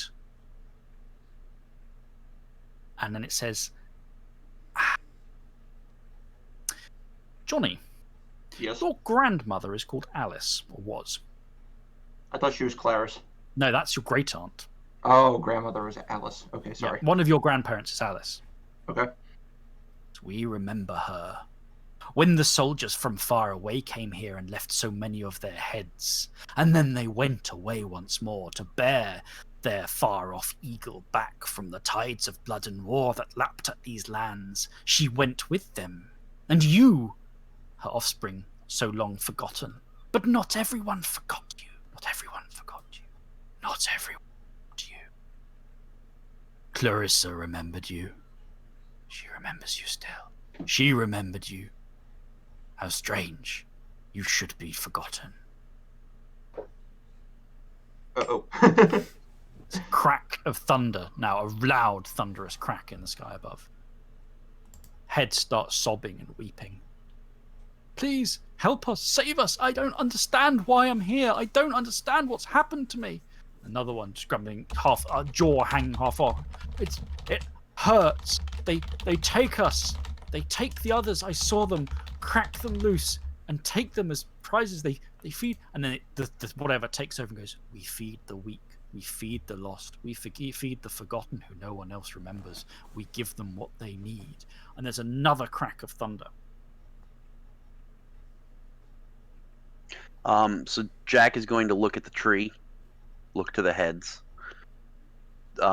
In first tongue, we will free you, and then howl one more time. Yeah. And then there's another crack of thunder overhead, and the tree says, "It's all heads as one. We are mercy for this land. We are a gift you would profane." And then the currency goes, and the heads all just start weeping, and the tree thrashes. And there is a crack, crack, crack, crack, crack overhead. As from the northwest, you see lightning arc along the clouds, in almost like a dancing thing. It's not quite in a straight line, it's dancing along. Comes overhead and slams down onto the tree. There is the discharge. All of you take the deafened tilt immediately for as your eardrums are, and this thing slams down on the tree. The bolt hits at the top. The thing shrieks and catches flame as blackens and chars. And for a moment, you see atop it a wolf in the form of lightning. It is you think like an Urshel form wolf slammed on top of it, and it casts sort of grains around, and beneath it the tree is shattering and in paroxysms and coming apart. The thing looks—it's not physical, if you know what I mean. It's made of lightning. There is no fleshly werewolf there, but it looks at Jack and goes, in a bark of first tongue, "You are the cub." Was that like a question? Didn't seem. Perhaps it says he goes, "You are the cub." I nod. And in a moment, this is over in like a couple of seconds. What will it say? It will say, "You've earned a favor with forces you can scarcely understand, but that in itself is a form of worthiness. If you are worthy, then perhaps I'll teach you some time. This rite and others." And the power and the lightning dissipates. As the lightning the lightning is gone, but the top of the tree is aflame. Scorched dendrites of fire have sparked down it, and it's thrashing. Bits of flesh are rupturing, and you can see in the in twilight because of the Storm Lord's gift, you can see the spirits within it, and of course lightning ran straight through it. The mass in the center, something's ruptured and ripped apart, and the spirits start to come apart, and it's a hive claimed. The spirits are torn apart as the tree dies. They try and rip themselves free from each other, and they can't. It is grotesque as the spirits of knowledge, rot, of pain, and the secrets come apart, and this dark on the center sort of bleeds away into nothing. The tree dies, and you can tell it's dead. The thing just sags like a person just losing their strength. The branches crack and bend down. The heads roll their eyes, and some drool, and they cease speaking and looking as they fall apart. And the Tree of Heads, this thing that claims itself mercy and Tree of the Forgotten, is dead. Good job, boys. I also can't believe that plane worked. Now, on that, we're going to take a bio break, I think, at this point. We're going to take our little sort of half-time-ish, post-half-time-ish break. So 5 minutes, I think, just to grab something to eat and drink, use loo, and get ourselves ready for the next part. All right, that works. Cool. Sounds great. All right, everybody, we're going to be right back. I'm going to throw it to the intermission screen. I'll be back in about a minute. If you guys want to chat, ask questions, and then we'll get this thing rolling again in a few.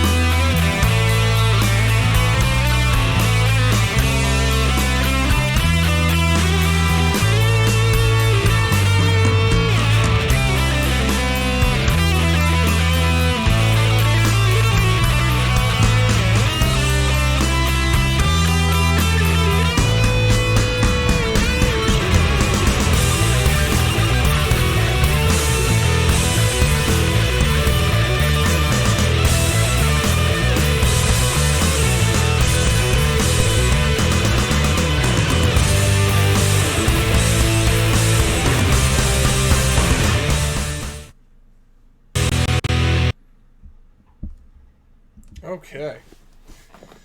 So you guys enjoying it so far? Do you guys have any questions? I'm happy to talk a little bit about the game while everyone gets situated again.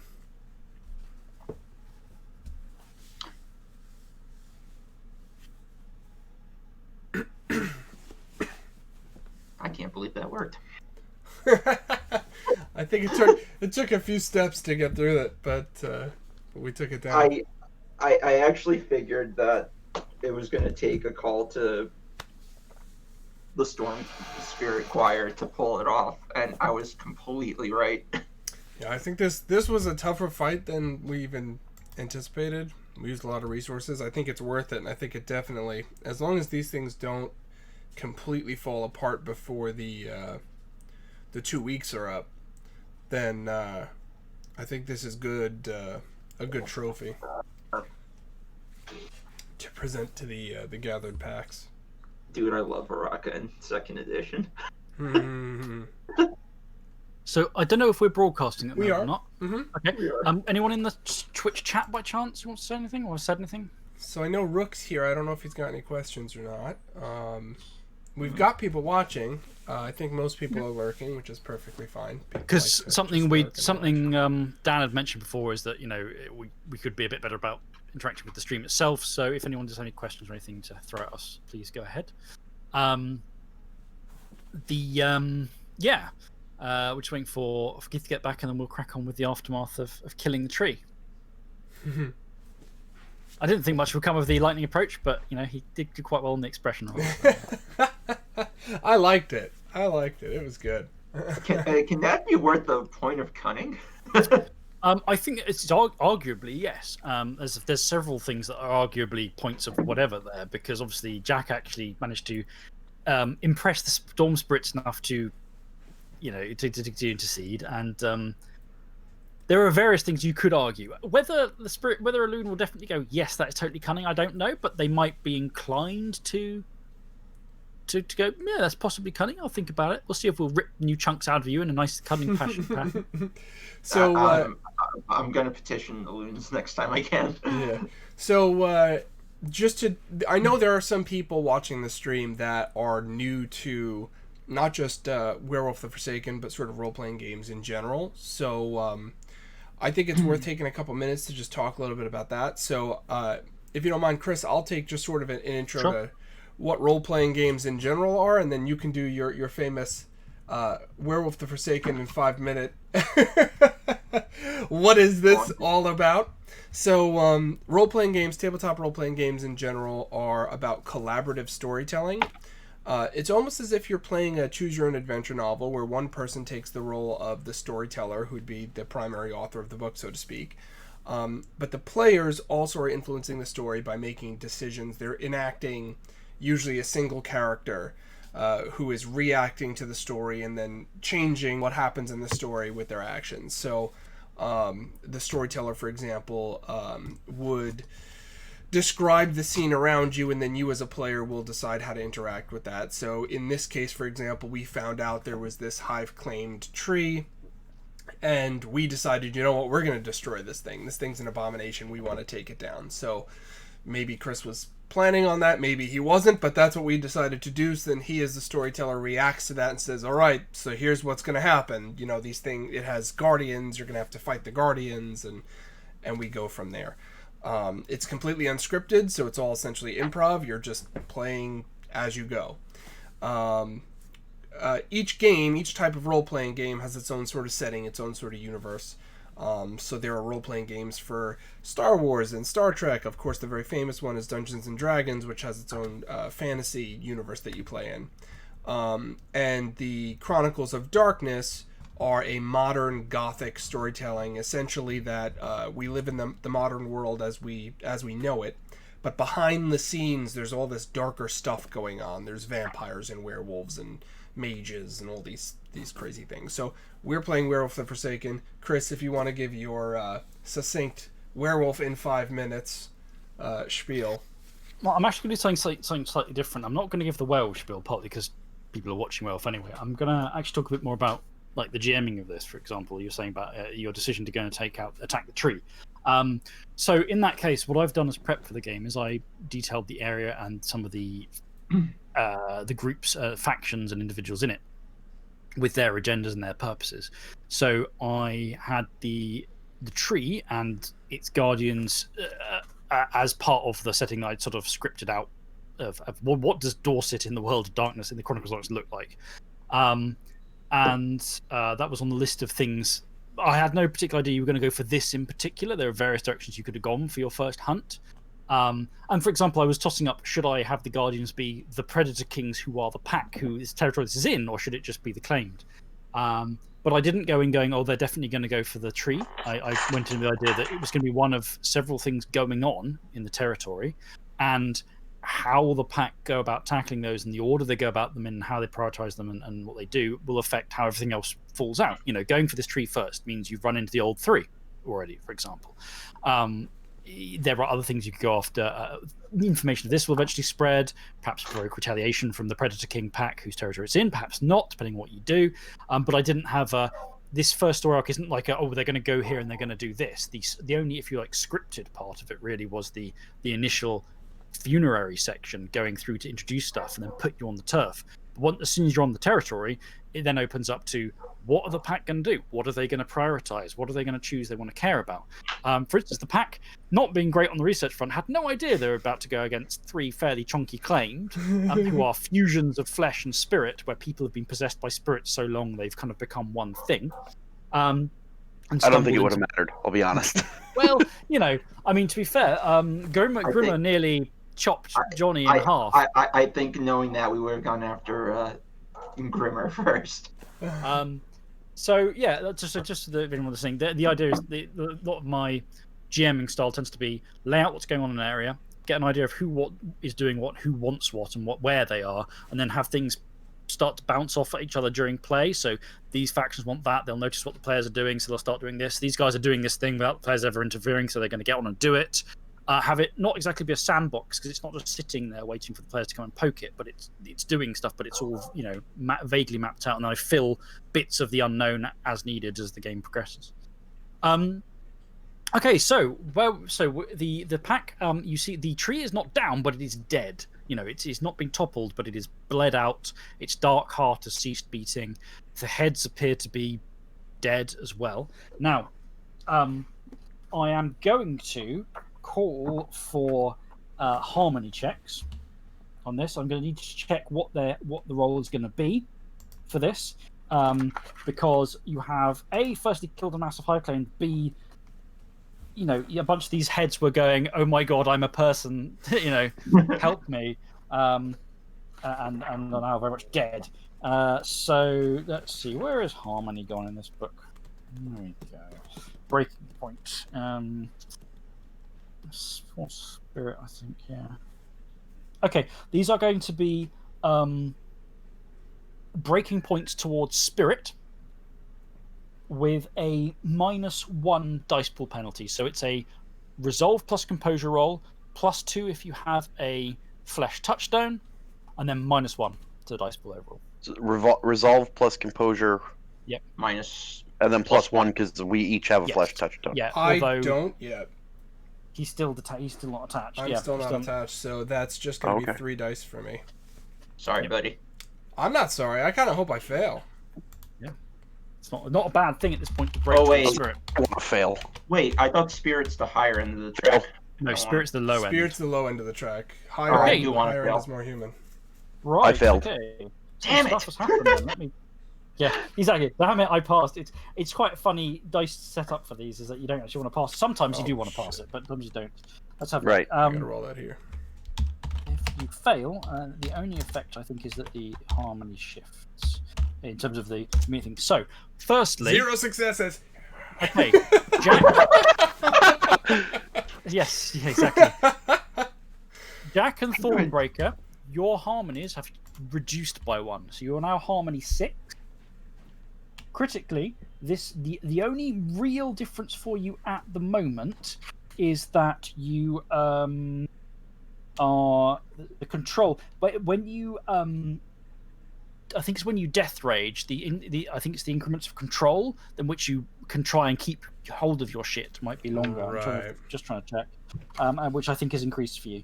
The ideal, obviously, if you get to 5, then you get. Yeah, voted. they have 6 minutes, 5 Yeah. minutes before I'm they gonna check. lose their shit. It's not the only thing because shapeshifting is also affected by it, but I'm just going to check how exactly. 4, 5, 6. Oh no! Actually, you'll both be very happy. Shapeshifting is now a reflexive action for you that costs no essence. Yeah, buddy. Yeah, buddy. God, I don't want to fail. Poor Pete. The one roll I want to fail. Can Yeah. Pete just abstain No, from you can't rolling like and to we fail fail? it. No, this is one thing you can't willingly fail. Can't on this, unfortunately. Yeah. You have been exposed to a horrific monstrosity and essentially kind of murdered a bunch of people, but they may be dead already. That has left its mark on you. You know, your spiritual side is stronger. You are slightly more distant. It's not a case of like you are suddenly now psycho killers who have no humanity or anything. It's just that internal harmony has shifted towards being more balanced because in a way you're doing what you're supposed to do. The storm is slightly reduced in intensity now, but still grumbling overhead. Rain hammering down heavily now. It's absolutely soaking you.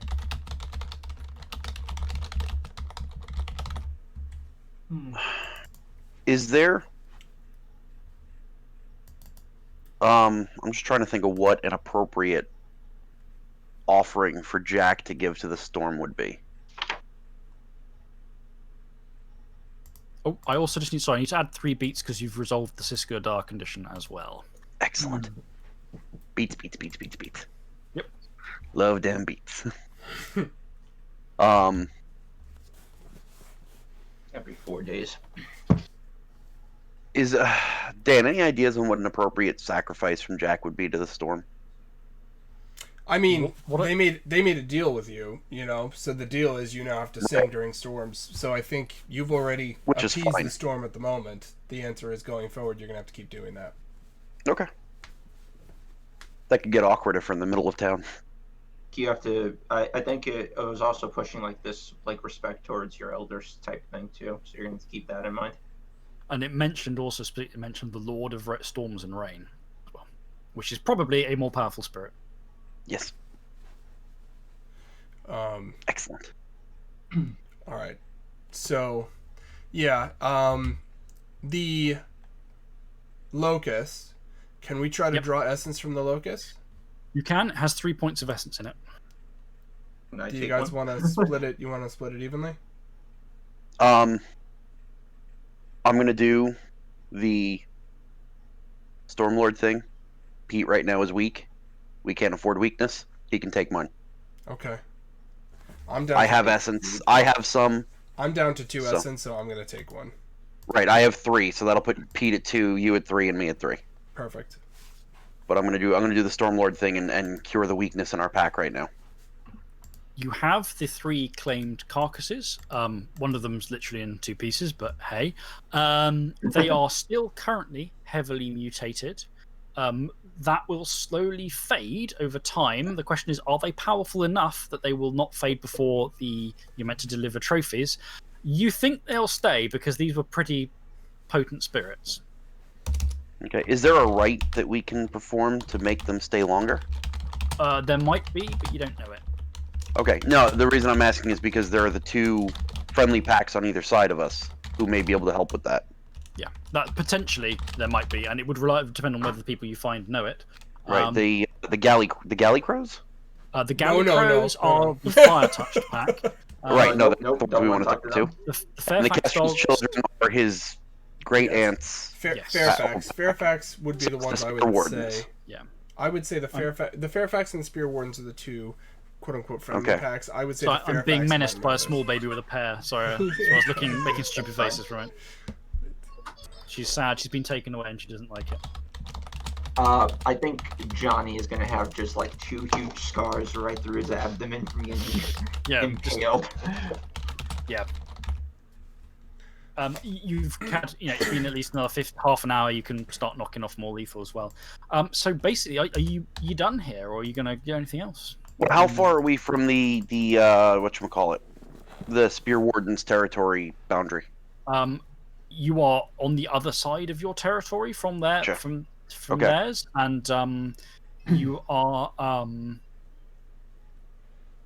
so yeah, your territory's width, and then there's a gap between your territory, well, what you're claiming is your territory, and theirs. Then on top of that, so there's a good chunk of miles. Okay. I could use a nap. We didn't have the name of the pack, the pure pack who took the orchard, right? No, no, yes, you did. They're the Red Harvestmen. Right. Part of Jack wants to carve our pack symbol into one of these trees, and just be like, your border, your boundary stops here definitively, because this is where mine begins. Especially after taking out this big claimed. You can do that if you want. Did we ever come up with a whatchamacallit, a pack symbol? Nope. Not yet. We don't even have a pack. Would name anybody officially be yet. opposed to, because Jack is very much feeling this whole Stormbringer deed name right now, of the pack totem being the representative 3 moon phases with a lightning bolt through the middle of it? Okay, so before we do that, we still need to get our totem, because our totem will want some representation likely in our pack symbol. Yeah. Because the whole idea is we're fighting under the totem's banner. So if we end up finding a storm spirit and make that our totem, fine. But up until that point, I think we need to wait and see what totem we get. The only lead right. we have right now is the Unconquered Raven. Is the only lead Then right just now. for the purposes of claiming this spot as ours, or this kill as ours, so that even if this other pure pack obviously may show up to this whole trophy thing, I don't know how they talk. Jack's going to mark the fallen tree. You can carve some first tongue runes into it, saying the equivalent of Jack was here in slightly, the symbolism of we were here, we killed. Yeah. Okay, so you pop that up on there, and then I presume you're going to leave the orchard and return to the mansion. Yeah, I guess Jack will pick up the bodies because he's the one who's not fucked up and strongest. This is slightly trickier because you have 3 bodies, one of which is very big, and you can't just move it along dragging these as wolves because. What if we just do it through the shadow? No. No thanks. No, Okay, but that's a bad plan. wasn't there a beat up old pickup truck at the estate? There is a vehicle in the orchard itself, in the bit with the farmhouse and the cluster of things. Okay. There are some vehicles Jack there. is gonna Are head we over doing and see if there's a some pickup light- truck. Are we doing Okay. some light Grand Theft Auto? Yeah. Jack's gonna see if the pickup truck. He's gonna check in the visor to see if the keys were left like it is in most farm vehicles. There's not a pickup truck. The most suitable thing there is, your 2 choices are a tractor with a trailer attached, or a slightly battered, has seen quite a few years Land Rover. All right, we'll take the has seen quite a few years Land No. Rover. The problem Tractor is, will be a little obvious. unfortunately, the keys aren't in it. And it Hold is on. locked. I might be able to hotwire this bad boy. Hold on. Do you have larceny? I don't have larceny, but I'm. Oh no, I don't have larceny, but I can do it potentially unskilled, or, I can maybe try to like disassemble pieces with crafts. That's the other sort of option to force my way in that way. Well, you can easily get in by like smashing the window. Craft is probably not going to get. I think larceny would be. All right, larceny. So what's the Craft would be associated? fine if you had lots of time and lots of tools. What's the associated attribute for larceny? It depends on the situation. For this, it's probably going to be either Dex or Wouldn't it be more intelligence? Dex Or or what? intelligence. Okay. Would it be wits since you're trying to do it on the fly? That's why it would be Dex rather than wits for the doing it on the fly. Intelligence for the kind of trying to think through what you're doing. Either is good. All right. So I will make the roll then. It will come down to 1 die, but I'll use willpower to make it 4. Okay.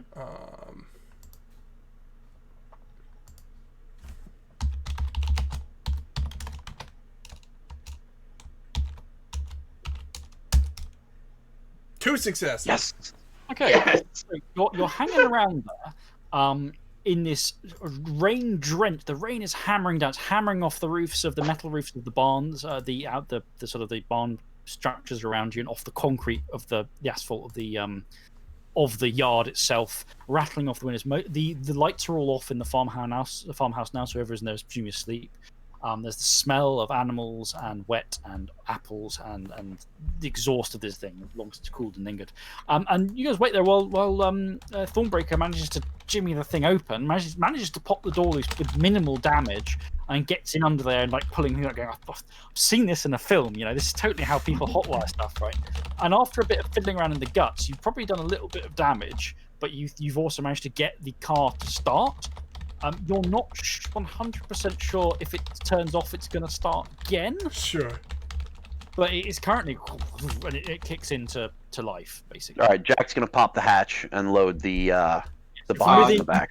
Get the Are bodies we in planning to return this Land Rover? Because if yes, we should probably put like some plastic sheeting in the back so we don't stain it with blood.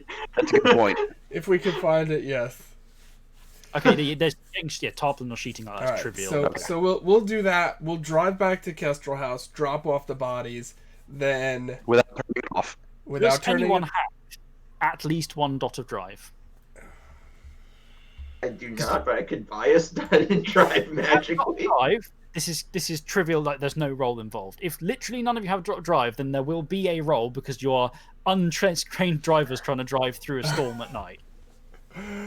I'm gonna just wing this. I'm gonna do it. Okay. I don't have drive, but I'm like, how hard can this Plus- be? I haven't driven Wait, like wait, wait! years You should because I'm a drive woodsy and guy. die But for him for the extra point of dexterity. I think that it's associated. what's up? Dex plus drive roll, please. No, you don't get an extra point in Oh, dexterity. you in don't. Dollar. You don't get it. You don't get an extra point. You in don't. Right, Dollar. he should drive an Urshel for the extra dexterity. Nighttime party werewolves joyriding in a Land Rover with a bunch of bodies in the back down the winding Dorset country lanes in a storm. Terrible. Um, Terrible. Nothing can go wrong with this. If I use my last point of willpower, Mm-hmm.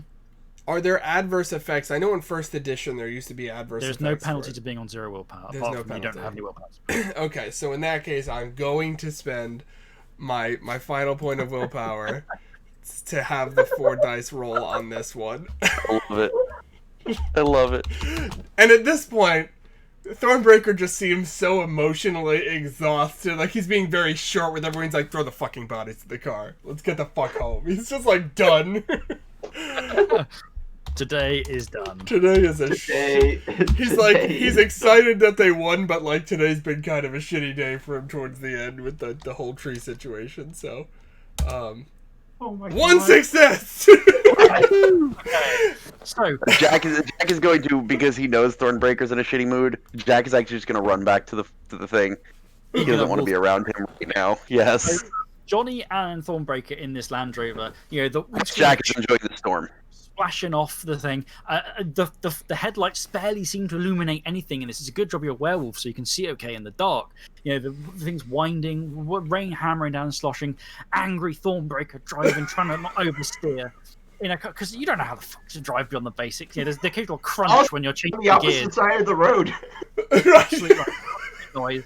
And then, God knows which side of the road you're on, both at various sides. Sometimes the lanes are not wide enough for there to be sides of the road. You know, if someone has to pass, they have to pull over into a label, that kind of thing. But somehow you make it through the night back to Kestrel Hall, driving up the drive. You know, you manage to just about break the thing without hitting the building. You're not even going that fast. It's like, which of these is the... Oh, that's the brake. Stop, thump, you know. So we're juddering. thumping around a little, and as Johnny at one point corrects Thornbreaker and says you're driving on the wrong side of the road, Thornbreaker, without even looking at him, punches him in one of his injured ribs. And so you get back to the Kestrel Hall. Where do you want to store the bodies? We have a barn, Uh, right? Up in a tarp, but you know, Can we store them in the shadow in the Yeah. glass house? yes, you can. That would be the best place. Yeah, absolutely. Shadow is a great dumping ground for bodies. We dump them in the shadow. Okay, so that you're throwing them in basically the fortress, the sort of the locust fortress on the outside. Now, apparently you have a stolen Right. Land Rover parked up in front of the mansion, and while the We're gonna. tarp has got most Well, of the I didn't. blood, I like. any investigation team spraying this down are going to be like, yeah, some people died. I didn't turn this off yet. So I'm basically gonna let the two of them unload the bodies and figure out what to do with them. I'm gonna keep driving, and to the best of my ability, I'm going to Forge try the to fuck up. actually run this thing off the road in a way that seems plausible into the river. Mhm. And then leave. And I'm on the way out, I'm going to like break windows like these people tried to get out.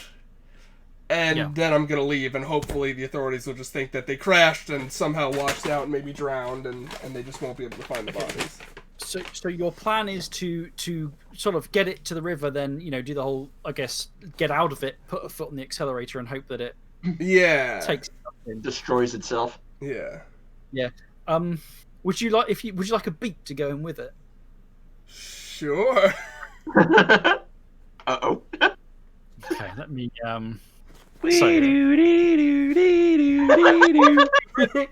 basically you end up, it's wet, the bank of the river here is incredibly slippery, you're in some bit of road where it goes by, there's meadow around it, trees, it's dark, you're far from anything interesting. There is, you've managed to get round a bit where there's barrier and sort of get it between a tree and the barrier to get past, and then you're right in it goes, and you slip on the wet soaked, storm soaked mud, and you go, oh shit, as of course you go in with it. Right. Oh, no. The lights splash in and then die as the whole thing goes in and dies, and you fall into the river. Now firstly, I would like a strength plus athletics roll, Yes. because it would be really embarrassing to kind of just drown, really, wouldn't it? Yes, it would be wildly embarrassing. It would be hilarious, though. Especially because, as a reminder to the viewers, I have no willpower left. And if I were you, I would reflexively shift into a wolf form that may be able to swim better. I can do that for free now. Yes, you Yes, can. you can. So I change into Urshul. All right. If so dog Dog paddle your suggestion. ways. that bumps Exactly. that bumps my strength to 5, and then I now have 3 in athletics because that's what I spent my experience on from last time. So that is a total of 8 dice. Yep. There's nothing wrong with this plan. 3 Everything is coming- successes.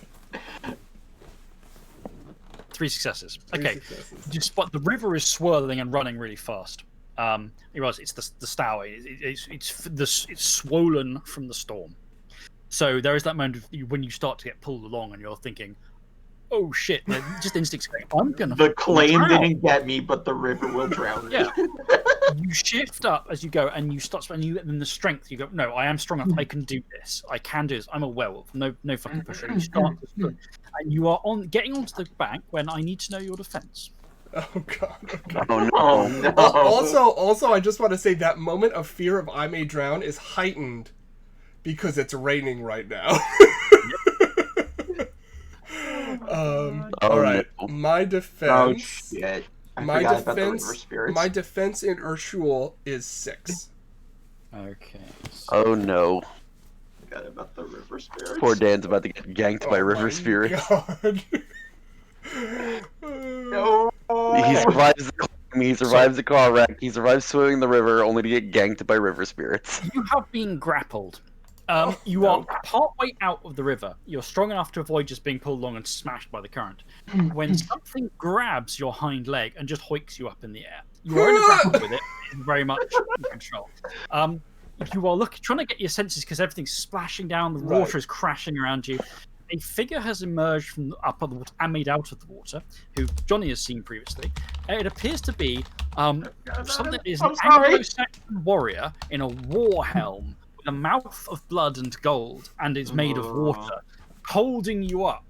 And these little eyes glint with watery green, and it smiles at you quite happily. It does not appear to grapple you. It does not appear to be trying to cause you further harm. It's just got hold of you. It's also holding you out. It's not like trying to drown you. It's holding you out of the water. Right. And what it's saying is,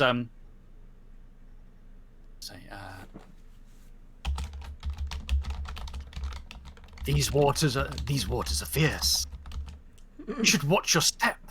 Are you trying to break out of the grapple, or are you? No, playing hold? at this point, especially with his lack of willpower, the thing's not trying to kill him at the moment. He's just sort of hanging there in the air. It's like, Oh, this you is broke out happening. there for a Yeah, little you bit. broke out the latter half of that I sentence. said that at this point, especially because his willpower is so low, The thing's not trying to kill him. He's just sort of resigned himself to this current situation. Is just hanging there in the air. It says, you're lucky there's someone like me to look out for errant wolves. After all, I do love werewolves. Smiled with this horrible bloody mouth with alarming warmth, as it were. It's almost, there's something about it that speaks almost like, a lovely old granny or grandfather, except it's a psychotic killer, Mm-hmm. Yeah.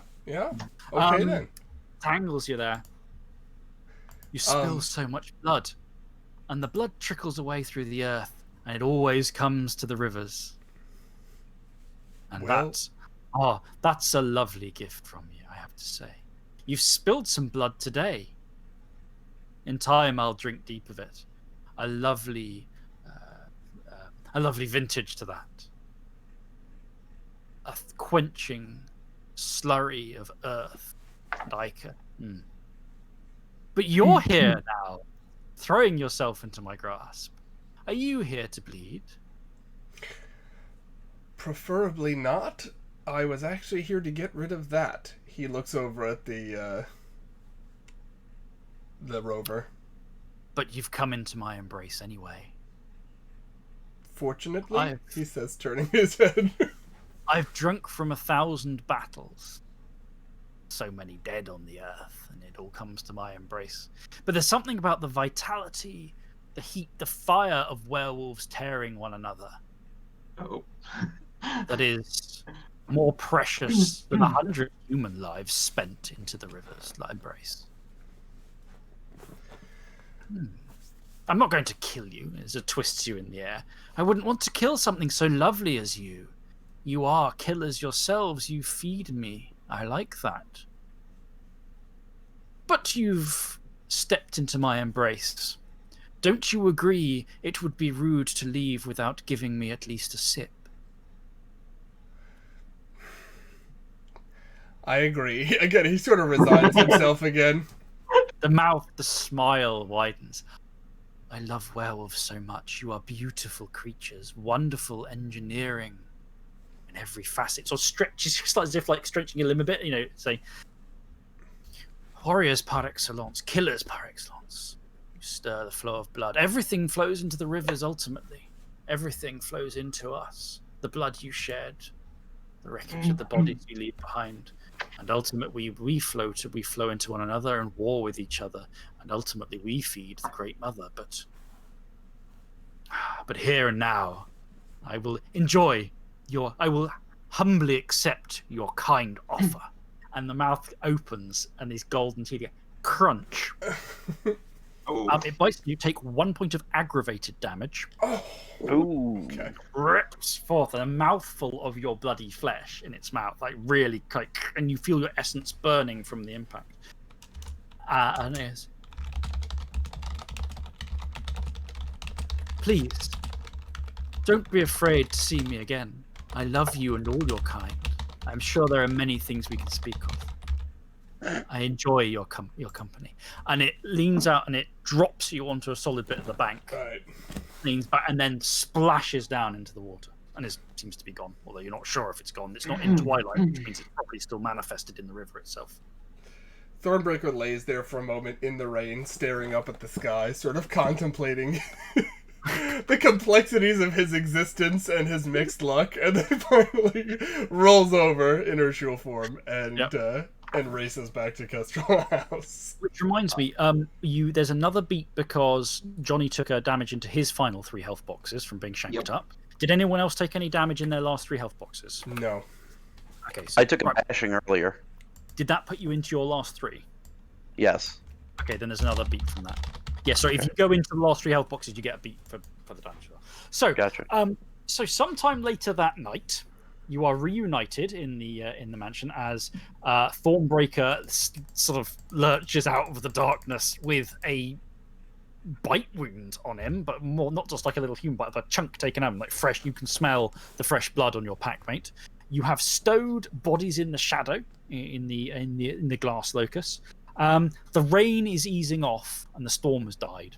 and it is the god awful hours of the morning. You no longer have the Land Rover has gone in, and in fact, when you were sort of limping away, Thornbreaker, you were like, okay, does it look quite right the way it's gone in the water? And a surge of water sort of grabbed the Land Rover and pulled it down like really hard in, so that the great kick up of mud as the river really sort of took hold of it. So, a fruitful day. A fruitful night. As Put on a big pot of coffee. Thornbreaker shuffles past them, and they take notice of the fact that he's wounded, he just says, "I don't want to talk about it." Just walks past them. He's on.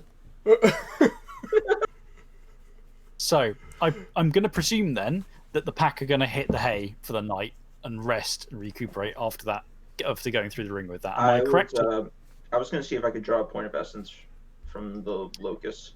Yes, the locust has plenty of essence, so you can draw a point out. How much does it have in the pool?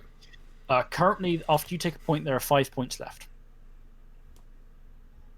I'm up to 3 essence right now, and do that. How long would it take for me to meditate in the shadow to resolve the shadow lash condition? You'd have to go through locust. I think it'd be like an hour per roll or something. So it's a resolve plus composure roll, I believe. Or if my spiritual touchstone is hanging around in there, I would interact with that. Your spiritual touchstone is yes, you can My interact future with self. We can do it. We can do a scene with you interacting with that in a moment if you want. I'll do that. Okay, so as various people are then hitting the hay, so everyone, Jack and Thornbreaker, you are obviously resting and gaining a willpower point back from a good night's rest. Johnny, you're probably going to get the same, but I won't say it for sure just in case this scene goes horribly, horribly wrong. You settle down. I don't know whether some of you hit like shower, wash yourselves off of blood before you hit your beds. Shower off. And you settle yourself down for the night. And Johnny, when you do that, you lie in bed, and there's this odd sleep won't come to you, and you can't quite tell why. Is it because you're still hyped on adrenaline? Is it, or is it?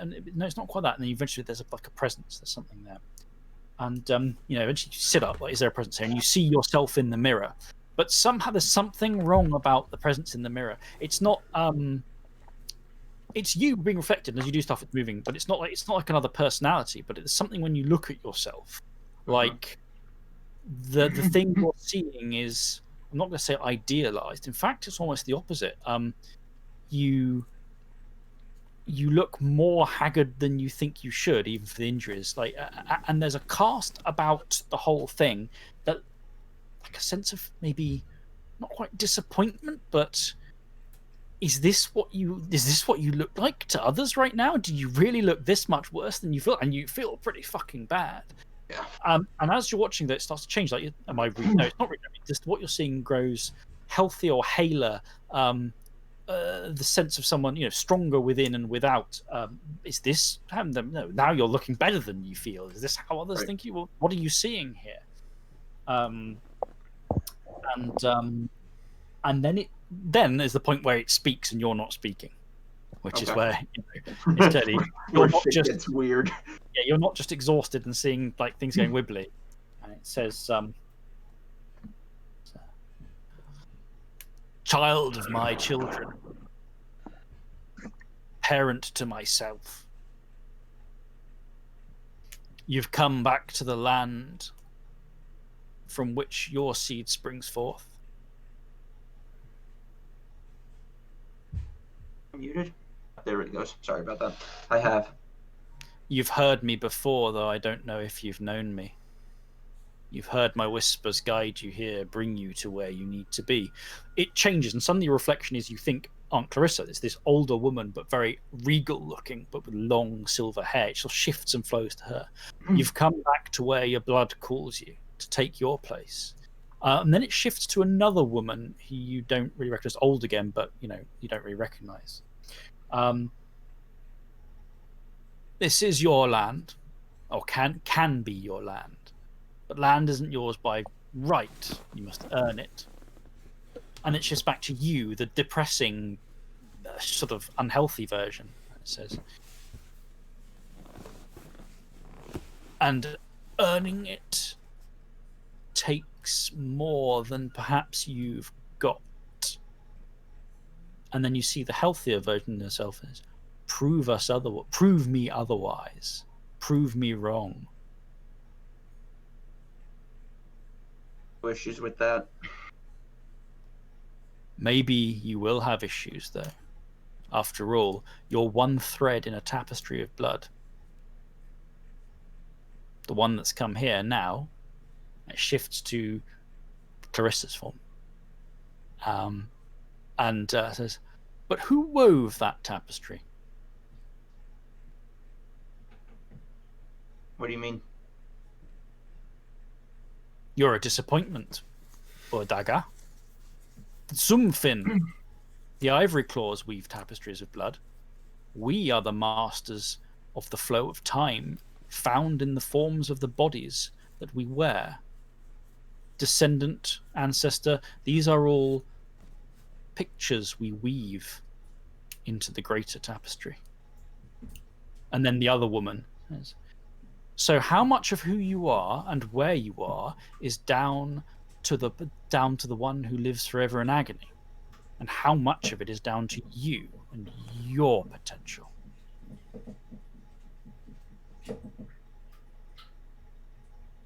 The unhealthy version of you is there.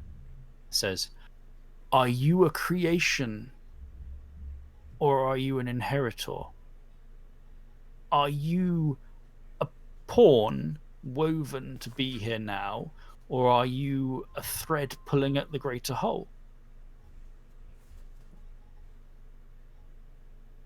Well, and if you are the latter, isn't that still the work of the Ivory Claws?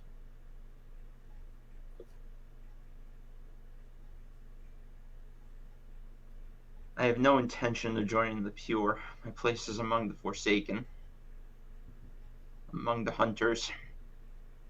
This territory is a shit show, and I will clean it. And then there's the healthier, the idealistic version of you guys. Maybe prove us wrong, and prove us wrong again as to whether you are a creation. But think carefully over whether the havoc you see is the work of those who made you, or something else. And then it fades, and you are simply seeing yourself again. So, first of all, Shadow Lashed alleviates. Secondly, it's meaningful interaction with a touchstone, which I think gets you some willpower. Play. Yeah, you gain a point of willpower as well. Oh, sweet. 2 points of willpower back. Nice. Okay. And sleep and night, with people settling into their nights as you know, with different levels of comfort. I'm imagining Jack is probably the person sleeping the best right now. Because he not only successfully a Sacred Hunt, which is totally Winterwolf's jam of like you took out a horrific hive claimed and a bunch of claimed. And not only did I do it, I did it with a storm. You shouted to the storm answered, a spirit said, okay, well, we like your singing, we'll do a boon for you. And apparently essentially did the equivalent of giving your number to a Storm Lord Elder with the equivalent of, please aim right here. Which is pretty good going for, you know, essentially a novice Storm Lord. You know, you've had a pretty effective day, certainly. So I imagine there's a good night's sleep waiting for you. I think there are probably dreams of storms and of winter's breath. And it's cold. It's painfully cold, but isn't that a good sign? That's a comfort to me. Yeah. Thornbreaker, God, you have bad dreams. Not solely in a kind of not like a you fucked up way, but the tree whispered to you of death and it shook you badly. It fucked you right up. And then and it was frustrating dealing with that. You know, you fought, you killed, you stopped that thing getting away. You know, you took down the whole cadre of claimed, but it was at what cost for you mentally.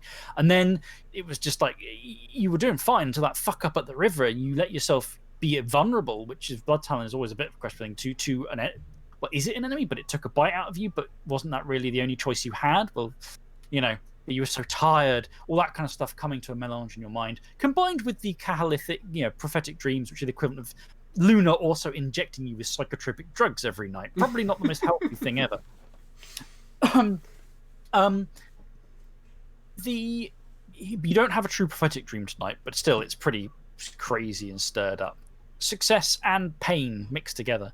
And of course, Johnny settling down after that rather concerning talk, tired, exhausted, hurt, but successful. With himself. Yeah. So, new day dawns. You do get the willpower point back from Stephen Furr, yeah. New day dawns. It is grey, it is bleak, it is windy, but you are all alive, albeit nursing some injuries, and you have, potentially you've completed the whole plan of making sure you have trophies for the hunt, especially if those claimed nothing happens to the corpses. However, you still have quite a few days until that. You've got more than a week for that. Can I please have intelligence plus politics rolls? Oh, fuck.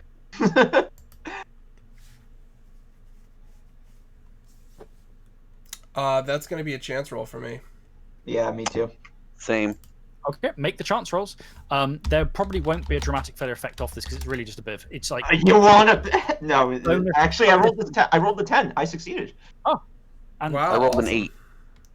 I rolled a... On a chance roll, you can I rolled a 9, but 10. it's not a success, yeah. Yeah, only chance... So, okay.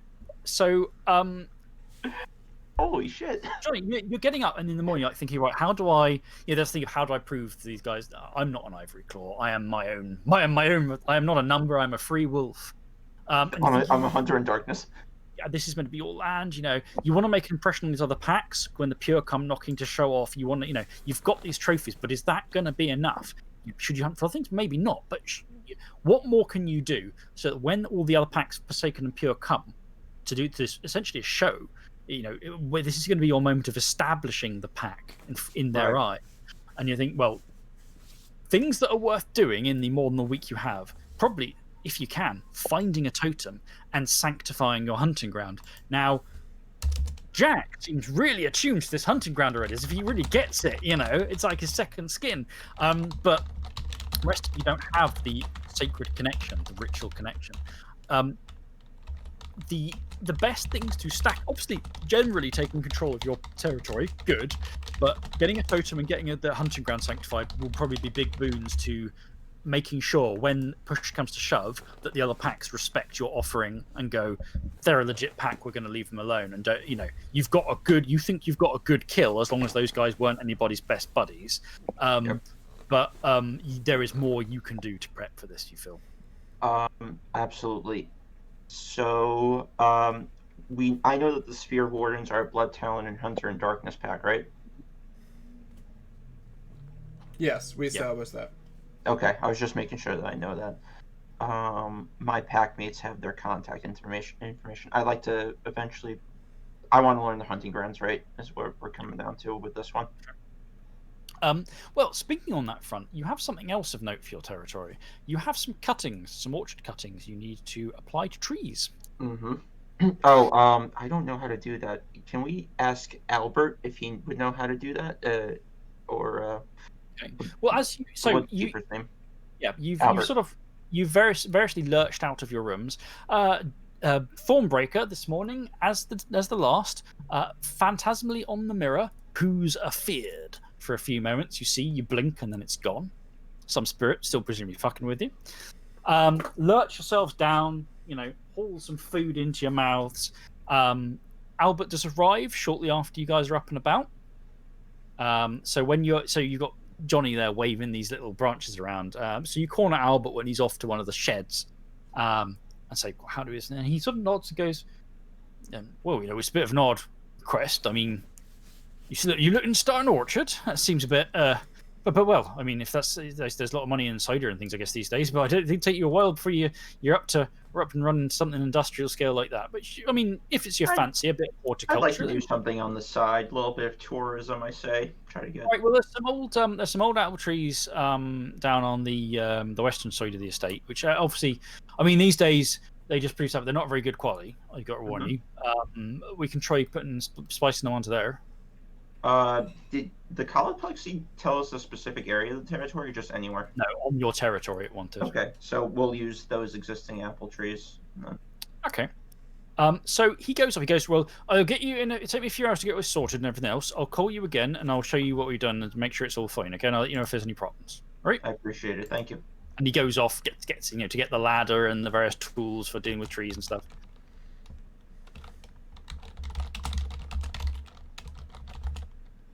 So I rejoin the pack.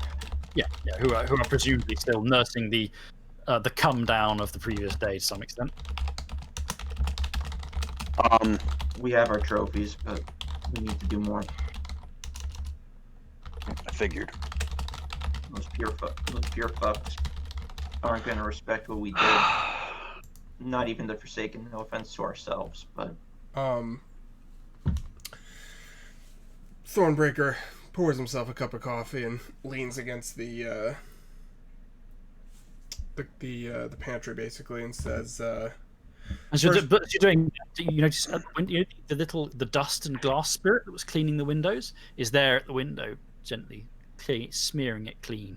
Looks at you with it glinting but pitifully, and then just carries on cleaning the window. Thornbreaker raises his mug in its direction in greeting and turns back to them and says, love it. First order of business is we need to get a totem. The spirits are so entrenched here in their fiefdoms that we need a banner to fight under in order to get some purchase. We also need to...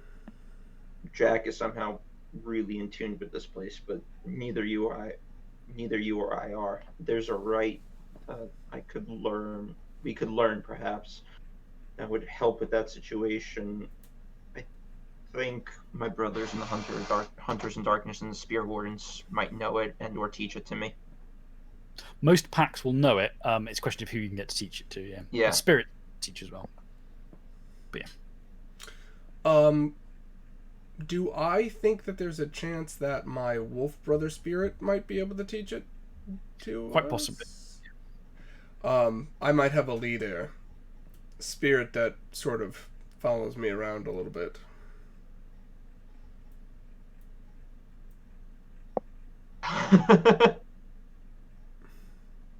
All right, no problem. As long for as it's not as weird as the one that follows me around. Jack is sitting there doodling on a napkin, and it's all just Storm. He's officially become obsessed. I gotta do something. I gotta do something with my deed name on just disappearing 2 times in a row on the war spirit, and then surprise motherfucker. Whispers of Death. So No idea. he looking at the doodles that Jack is doing, Thornbreaker says, we have one lead on a potential totem spirit in the form of the Unconquered Raven. But I think I know what Jack's vote would be for a potential totem if he has his choice. What are your thoughts, Johnny? I look up for a second, what? And then go back to my doodles. The Unconquered Raven sounds like a promising lead, and especially he told us it's in the glass nest, and I point to where I do the gesture to where our locus is. If that's not a glass nest, I don't know what it the is. glass nest. No, we know what that is. Didn't Oh, Jack? Something that I saw. Jack will remember. No, the Reeve, the fear spirit, when it talked to you, said it was the Reeve for Of the the glass glass- nest. Right. As like, Creeping Dread is the okay. Reeve of the Glass Nest. Got it. so the glass nest is something in the area, some sort of region, sort of definition. Sure. Okay. I feel like we're in the middle of it. Right. My personal feelings, we could go either way. I think the weather in this area means that the local storm spirits are probably a pretty strong chorus, but similarly we've already established that there seems to be a strong chorus of avian spirits here as well, so I'm really fine with either. Yeah, I mean, that little spirit that came out of the locust when Jack initially called could be a potential totem ally. Jack, do you have thoughts?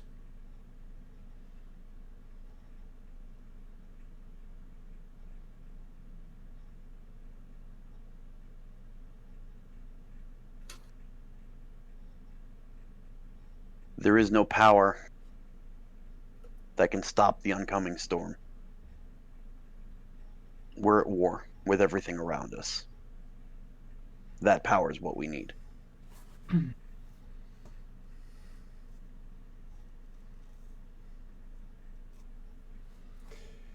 in agreement. We'll look for a storm spirit.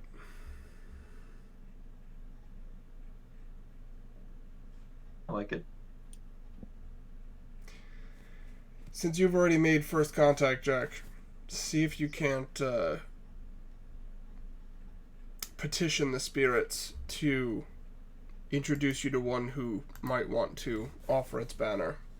I'm gonna look out the window. Is it still raining? It's bleak and there's grey clouds, but it's not raining today. Okay, so typical English weather. There might be rain later though, not storm weather, but just normal rain. Right. Yeah. It is the spring, however, so rain can literally, weather can change on a dime. It could be sunny later, for all you know. Right. In the meantime, I need to go work the forge. I'll take care of it. I need to think. Thornbreaker nods, and he's going to go to the glass house. I'm also going to draw... Oh no, Dan, when I said I take care of it, well, I'll take care of it like Jack. I actually took a specialty in Glassworks because I didn't assign my 3 specialties. Oh, you'll go work It's on the some forge. bit. Gotcha. Gotcha. It's just gonna be one of those, like, he doesn't officially have the specialty yet, but when I give it a shot, because I took that point in crafts, he's just gonna find he has an affinity for it. Gotcha. Hence the specialty. Sure. So, Which actually kind of works because when lightning hits sand, it creates glass. sure. At the very least, I need to go to the locus because I'm going to draw another point of essence from our locus. Okay. Well, Yeah. it's gone back up. It has hit its max essence, so it's gone back up to 6 overnight. So in that case, I think we should each take 2. Well, you don't want to drain it completely. No, as long as you're not doing that. Draining it is the issue. Yeah, going to 0 is fine. If you then keep on trying to take the essence Got out, it. Okay, Yeah, I'm gonna take 2. so then yeah. Okay, 2 essence each then, and it's then to 0, but that's perfectly normal. Yeah. Okay. And then what is it? What's the crafts roll to work the glass? It is what was it? Can't remember now.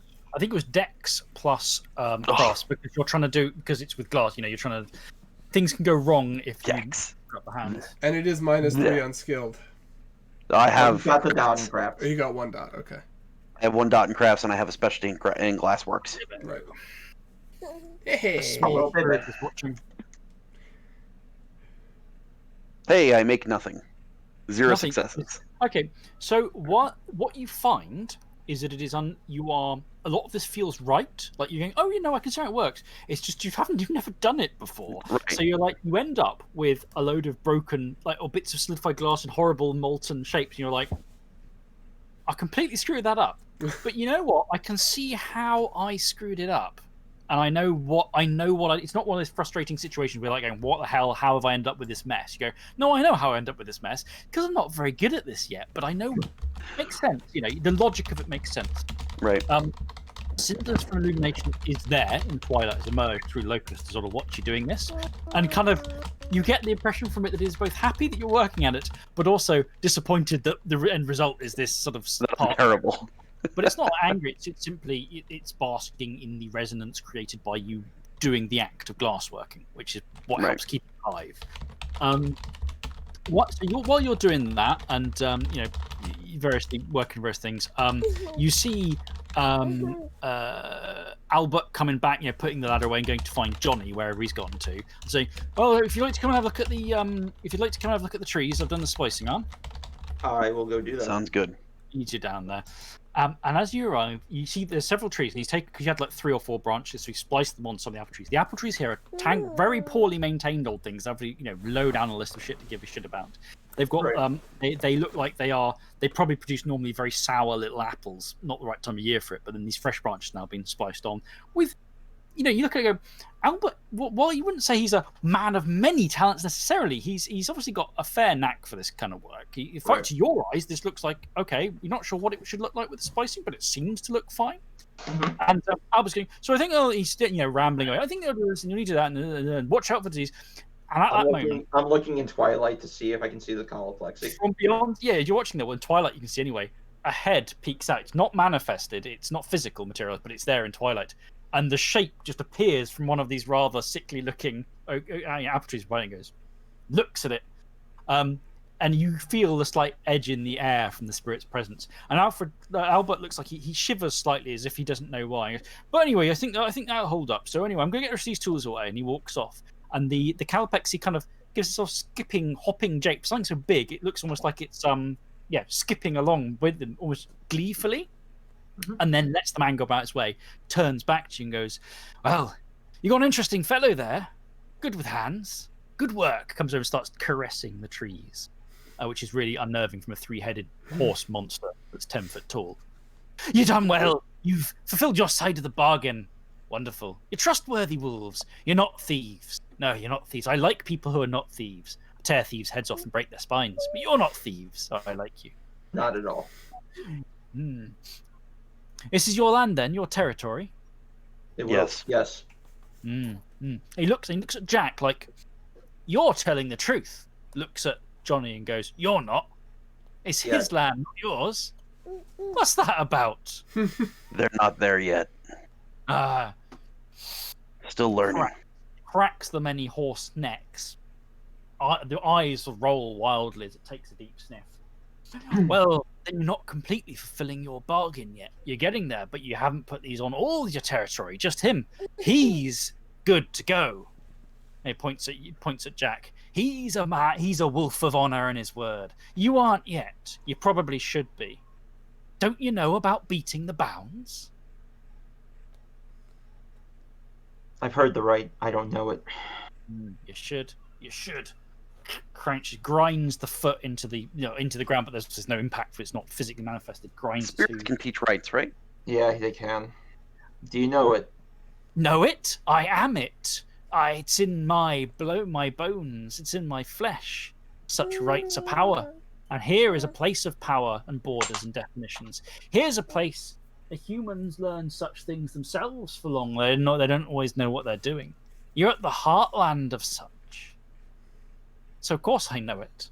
It is in me. Perhaps you would teach us, so the rest of my pack may fulfill their bargain. Perhaps I would. What do you offer? You want another? More plantings. Same Well, deal. I kind of gesture behind the ear like how he did the essence apple earlier. Wow. That's a small snack for a meaningful matter of the symbolism of the land. Well, itself. let me put it to you this way, Spirit. Teaching me this right allows me to further fulfill the bargain. It does, but that's partly your problem, isn't it? Another bargain for me is another benefit for me, not another problem for me, surely. But I like you wolves, because you're trying to honour your bargain, which means you're not thieves, and I like those who are trustworthy. I don't want to have to break your spine. So, let's have a That'd be think. difficult. That would be difficult to heal. I will offer you more trees in our land. Same arrangement. You may come and go as you please, however the land is still ours. How many fingers you got? 10. Like everybody else. No, not your thumbs, the fingers. Oh, 8. Thinks. I'll take a hand's worth then. 4 more trees. 4 more trees. You may come and go as you please, however Do we the have territory more remains trees ours. to, 4 more trees. For that promise, I'll teach one of you the right to beat the bounds. I'll learn it. Agreed. Shall we seal the deal? It is 4 fingers after all. What's 4 fingers? Seal the that'd deal. be awkward. This is gonna hurt. Who sacrificed? Are you sacrificing the fingers, Keith, or am I? I will. I'm the one who made the deal. All right. Okay, so you offer your hand, takes it, and it, despite being twilight, this is the sealing of a deal, and it takes in the shake, and instead of shaking hand, it just snaps the 4 fingers like they're twigs. He broke them. He didn't rip them off. No, he just snapped them. So it's for Okay. you, it's like 3 back damage at most, as he just 2 really crunch. It gives a giddy little leap. The thing. I'm as assuming if I it's have 4 sprigs in my hand. Sorry. I'm assuming I have 4. No, it wants you to things. plant. It wants 4 more apple trees. It doesn't care how there are. It needs 4 more. Oh. So whether you do it by splicing stuff on, or whether you go and literally buy A couple apple of. trees or whatever, if you like 4 apple saplings will be fine as far as it's concerned. Okay. Yeah, you figure out a way to do it. It hasn't given you any cuttings this time though. Okay. So you're good folk, and I hope and I look forward to these deals being kept to. So it'll take some time, little wolf, but I'm not a thief and I'm not a liar. So I'll teach you the right as it is. Teach the skinny one. Yeah. Pokes you with a finger that obviously isn't there. Yeah, you're right. He's pretty scrawny. Need to eat more and drink more. This is a land of plenty, a land of life. It gives up its fruits to the people and those who dwell upon it, so they may eat of it and eat of each other. So eat of it. Eat well. Don't be a thin little thing like there's no pleasures in life. But I'll teach you nonetheless, and perhaps you'll learn some joy from it. We'll find the time. And then it's are you planning to spend the XP on Yeah, Underground? spend it now. So do you want to learn that now, essentially? Yeah, I'll learn it now. Then come for a walk with me through the trees, and I'll sing to thee of the sky and the bees, and you'll learn the boundaries and the places that edge and the places that cut and between the hedge. You will learn what it is to be what you are, young one. And it jauntily starts trotting off. And I'll take be seeing you later, and I follow the Cauliflexi through the. And so I think the last couple of scenes for today's game, then will involve the other 2, as one pack member has been whisked away by a spirit to learn occult secrets. So you 2, what are you up to at the moment? Then what's your plan for the time? Because it could be hours, but it might not be that your packmate is out of commission, being made to learn things. Well,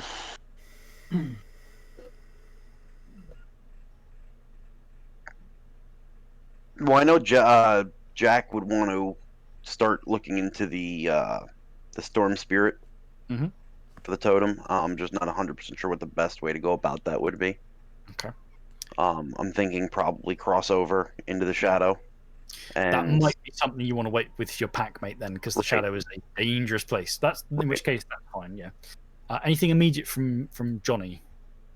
You mean Thornbreaker? Sorry, from Thornbreaker, yeah. Yeah, so Thornbreaker again is still pretty shaken by the things that the Hive Claim tree said. I'm just quickly going to look up. How do you resolve the shaking condition again? There's a few ways to. Well, you generally resolve it by failing a roll on account of it, basically, and going, "I fail this," Gotcha. You prevent the shaking. Yeah, basically by giving into your fear. Generally to fail the roll, but you might give into that fear in other ways. Sure.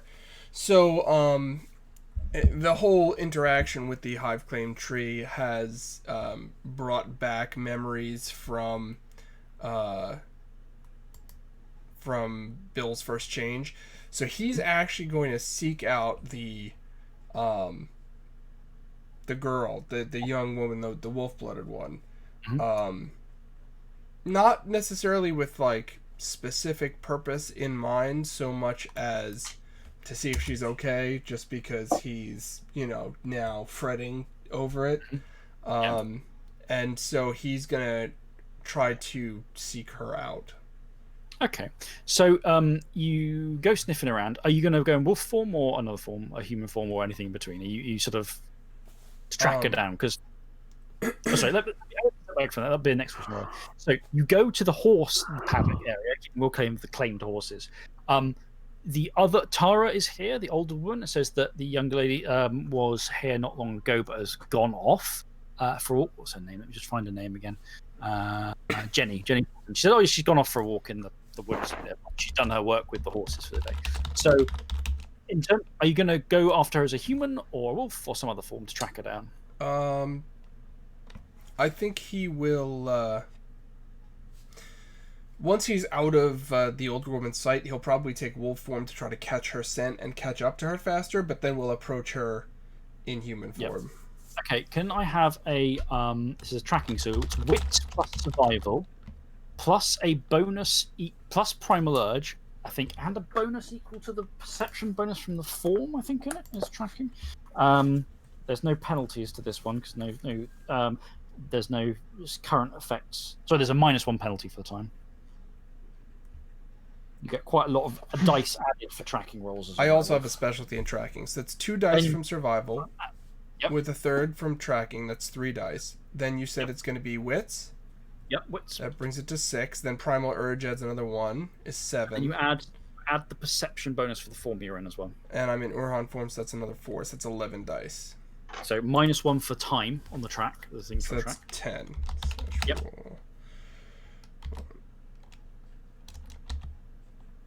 10d10. 1 success. You won, but there's a success. That's what we needed. So you hunt through the woods as a wolf, and you catch several scents here. Amidst the woods, there's all sorts of scents. All the animals, squirrels, the mice, birds. You smell owls, and the wood pigeons, foxes, badgers, and you catch the girl's scent. And yeah, you smell wolf-blooded smell. But otherwise, perfectly normal. Nothing wrong with her. Sometimes if people are really intoxicated or drugged, that comes right through in the blood. Nothing like that. You hear her before you see her as she's playing. She's just wandered off the woods. She found a spot in the middle of it, and you can smell foxes as well.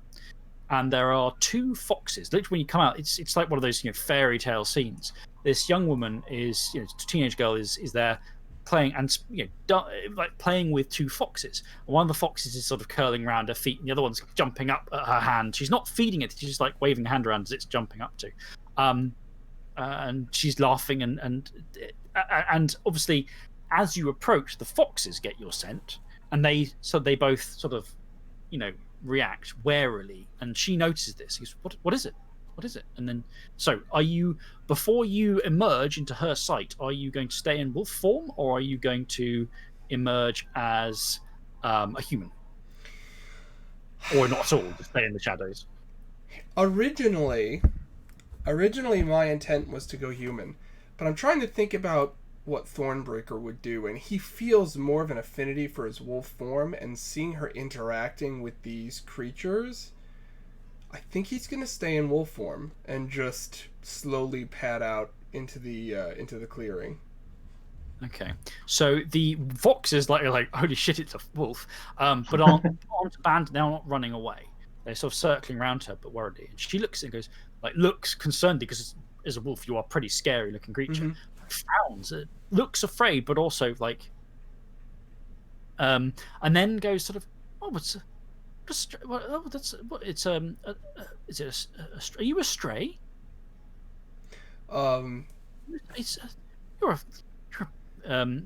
She's cautious, but she says she's still trying to sound friendly, as if there's a big dog here which she doesn't know, and it might be dangerous, but she's clearly used to animals not actually being that much of a threat to her. And despite the fact, who owns you? Who are you? Who's you? He sits down, the way a dog sits, and his ears actually droop, pull back. Mm-hmm. I think in the moment he's a little overcome with everything that he's been through, and seeing that she seems to be a creature with some sort of animal kin who seeks to comfort other animals. I think he's looking for the comfort. Okay. Well, she goes, "Oh, you're a stray. Oh, come here. Don't worry." She says, "Don't worry," to the foxes, and the foxes calm a bit as you approach. And she's like, "So, What's happened to you? As if she's expecting a reply. Mm-hmm. So,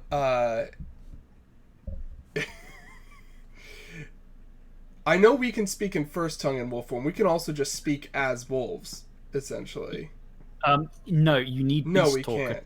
Oh, you need To Beast Talker to do that. Because I know in first edition we could do that. Second edition you can't. No, Okay. no. You blanked out a bit there, I'm afraid. But, Yeah, I but said yeah, I knew in first edition it said in wolf form you could speak with wolves, but so that's a different thing now. Okay. All right. So then he's gonna say something in first tongue then, and just be like, So, Wolf speaking first time is pretty freaky. Yeah. So you say whatever you're going to say, and she frowns like, "I'm sorry, I don't understand." That's a very strange. Like, are you okay? I don't understand. So says to what, like looks at one of the foxes and goes like, "Is it okay? Is it hurt?" And the fox gives like a sort of yip bark that it's not clearly not full language, but she's got some way of understanding them. And she looks and goes, "I'm not sure what's wrong with you."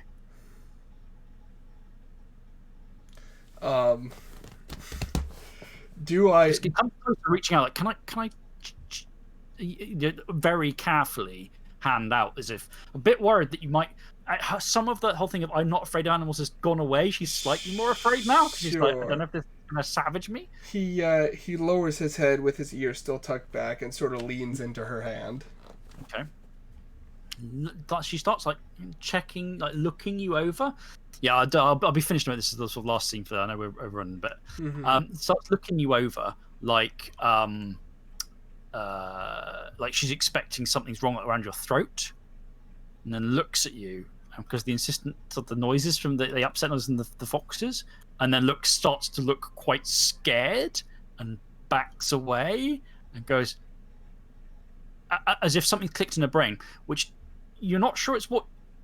You're not sure it's you're a werewolf, but something she is now afraid of, quite specifically, goes, and then she says, "You're a witch," and she just turns and runs. Yeah. And she fucking books it through the woods as fast as she can. She's bouncing off there, tripping on things, but she is trying to flee. Damn it. All right, so he's not going to chase her in such a way as she will now mistake that for him being aggressive and chasing her. Oh, you cut out again, I'm afraid. Not going to chase her in such a way. He's not going to chase her in such a way as to make her like understand she's being chased because he doesn't want to frighten her. Instead, he's going to circle around because she's a human and he's a wolf. He'll quickly outpace her, and then I'm going to change into Hishu. So that she essentially runs into me. Okay. So, to pull this off to get her to chill rather than belt it both of you is going to be a persuasion plus... it'll be a presence or manipulation plus persuasion roll. Okay, so I'll do presence, which is 3. Before you roll, I think this might be an opposite time for you to shaken the roll failure. Okay. and end the session on that. Essentially, okay. As your attempt, the one thing is the suggestion is you attempt to like come and go, oh, what's going on to Karma, and it just the body language off, and not that she thinks you're the wolf, but you just completely fuck it up because you're trying to do this on the fly. You're shaken from earlier. It's a misstep of body language, and she just goes and just keeps on going. Yeah. Are you happy with that? Yeah, that's fine. Okay, so Shaken Ghost, that is another beat. Okay, so we're going to end today with the slightly melodramatic element of Jack waiting, looking, going, well, it's time to enter the shadow. I need the pack around me to do this because the shadow's fucking dangerous. Go in, start hunting for this, dealing with the storm. Johnny is taught strange occult secrets by a 3-headed horseman in the woods, and Thornbreaker watches as someone he's trying to make like him become to connect to his flesh touchstone and hopefully brings the pack, has gone, oh my god, and bricked it for some reason, thinking the wolf form is a witch, which is what's the context there.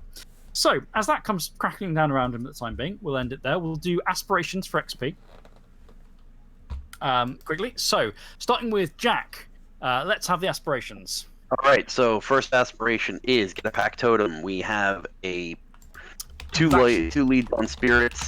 Jack has an idea, and actually I had an idea while Thornbreaker was going here just now. That I'm gonna spend my my XP if I have enough to get a button of glory renown. Okay. After ripping the tree apart and cleansing that land of the claimed. Mhm. Doing so will let me get the gift, Heavens Unleashed. Yes. Which means that rather than waiting for a storm to lure in a storm spirit, he can call the storm to him. Yeah. And create a thunderstorm directly over him, which will also feed into his D name of Stormbringer. Mhm. So I don't know if that's gonna kind of help towards that aspiration. You've definitely got a tag to that one. Yep. Next. Aspiration number 2, destroying acclaimed. I think I more than did that. I did that three times. And then establishing a territory. We built up our territory. We have Johnny now learning the right to sanctify our hunting ground, which will kind of solidify it as our territory. The totem, the territory, that all will be ours and our territory. So I think I kind of hit all three. I'm not 100% sure what I'm going to replace destroying the claimed with. I don't know if I want to cheese and make my next aspiration making a deal with a storm spirit. Well, you can do short-term stuff like that as well. If you think something's going to come up pretty immediately, you can do stuff like that. Then I'm going to change it. Right, I'm going to change destroying a claim to making a deal with a storm spirit. Okay. Johnny, aspirations. Aspiration number 1 was complete a sacred hunt, which we did. Yep. Aspiration number 2 is find a totem for the pack, which we've spoken about, and we've established multiple leads for that. Yep, you're making progress. So that's another beat. And then aspiration number 3 was establish a territory. You are literally learning the right to do right now. So yes, that is absolutely, definitely nailed. Finally, Thornbreaker. My first aspiration is establish a totem for the pack, which we've made steps towards. My second aspiration is complete the pack's first sacred hunt, which we just did today. You cut out You a bit keep there, but picking there, Chief. My second aspiration is complete the pack's first sacred hunt, which we did today. Yep. My third aspiration is earn more glory in the form of notoriety, which we just walked into someone else's territory and messed up a bunch of claims. So I think we did that too. Okay. So remember you started this session with 0 beats because you got dead on 30 last time. You have a total of 35 beats. Wow. Nice. 2 more experiences per person. So 2 more XP each and 5 beats left over. Wow, that's brutal. Christ. Oh yes. That's fantastic. So Alright, so I'm gonna have enough EXP that started next session. So is my Loon Spirit Touchstone, is that one that could give me the glory? That could do the glory thing? yes, I mean theoretically any Cahalunum could do it, but your totem might be able to, it depends how glorious you are, because you haven't got any glory yet, so probably yes. No glory yet. Like really high end glory, you probably want to try and get a more powerful Loon along for. But Glory Buddy can probably, take you out drinking, get you onto the ink. We wake up in the morning. Oh fuck! How did I get these glory renowns? I don't remember any of this.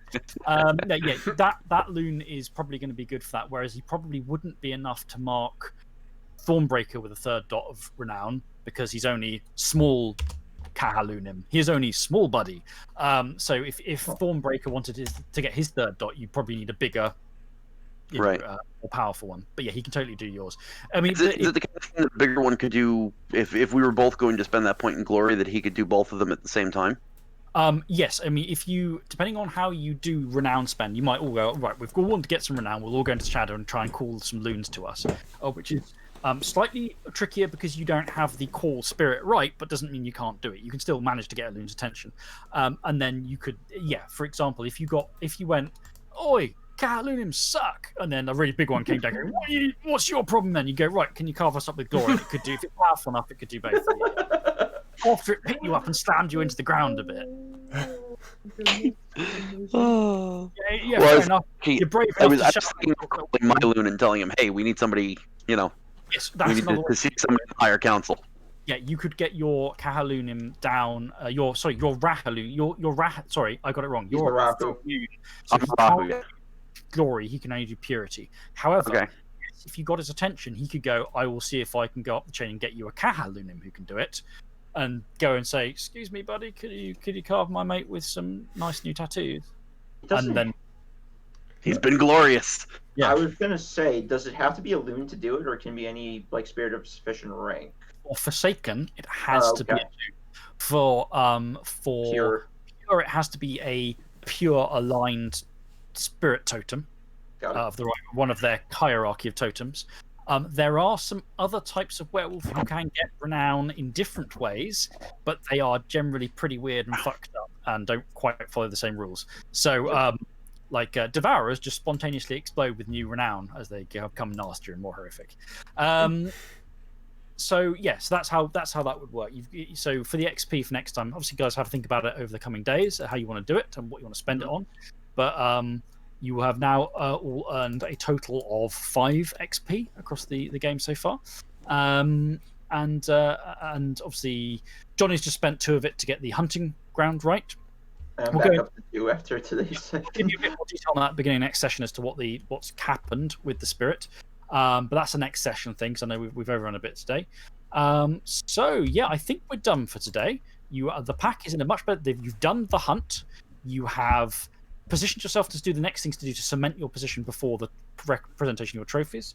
Things are getting slightly more complicated, but the characters also settling into the new who they are and where they are. And next time we will probably be going into the Shadow as a group for the first time for a meaningful Shadow jaunt. And as any other players of mine who are watching this know, first journeys into the Shadow are always momentous occasions. They're never no. peaceful. Oh And- dear. Oh god.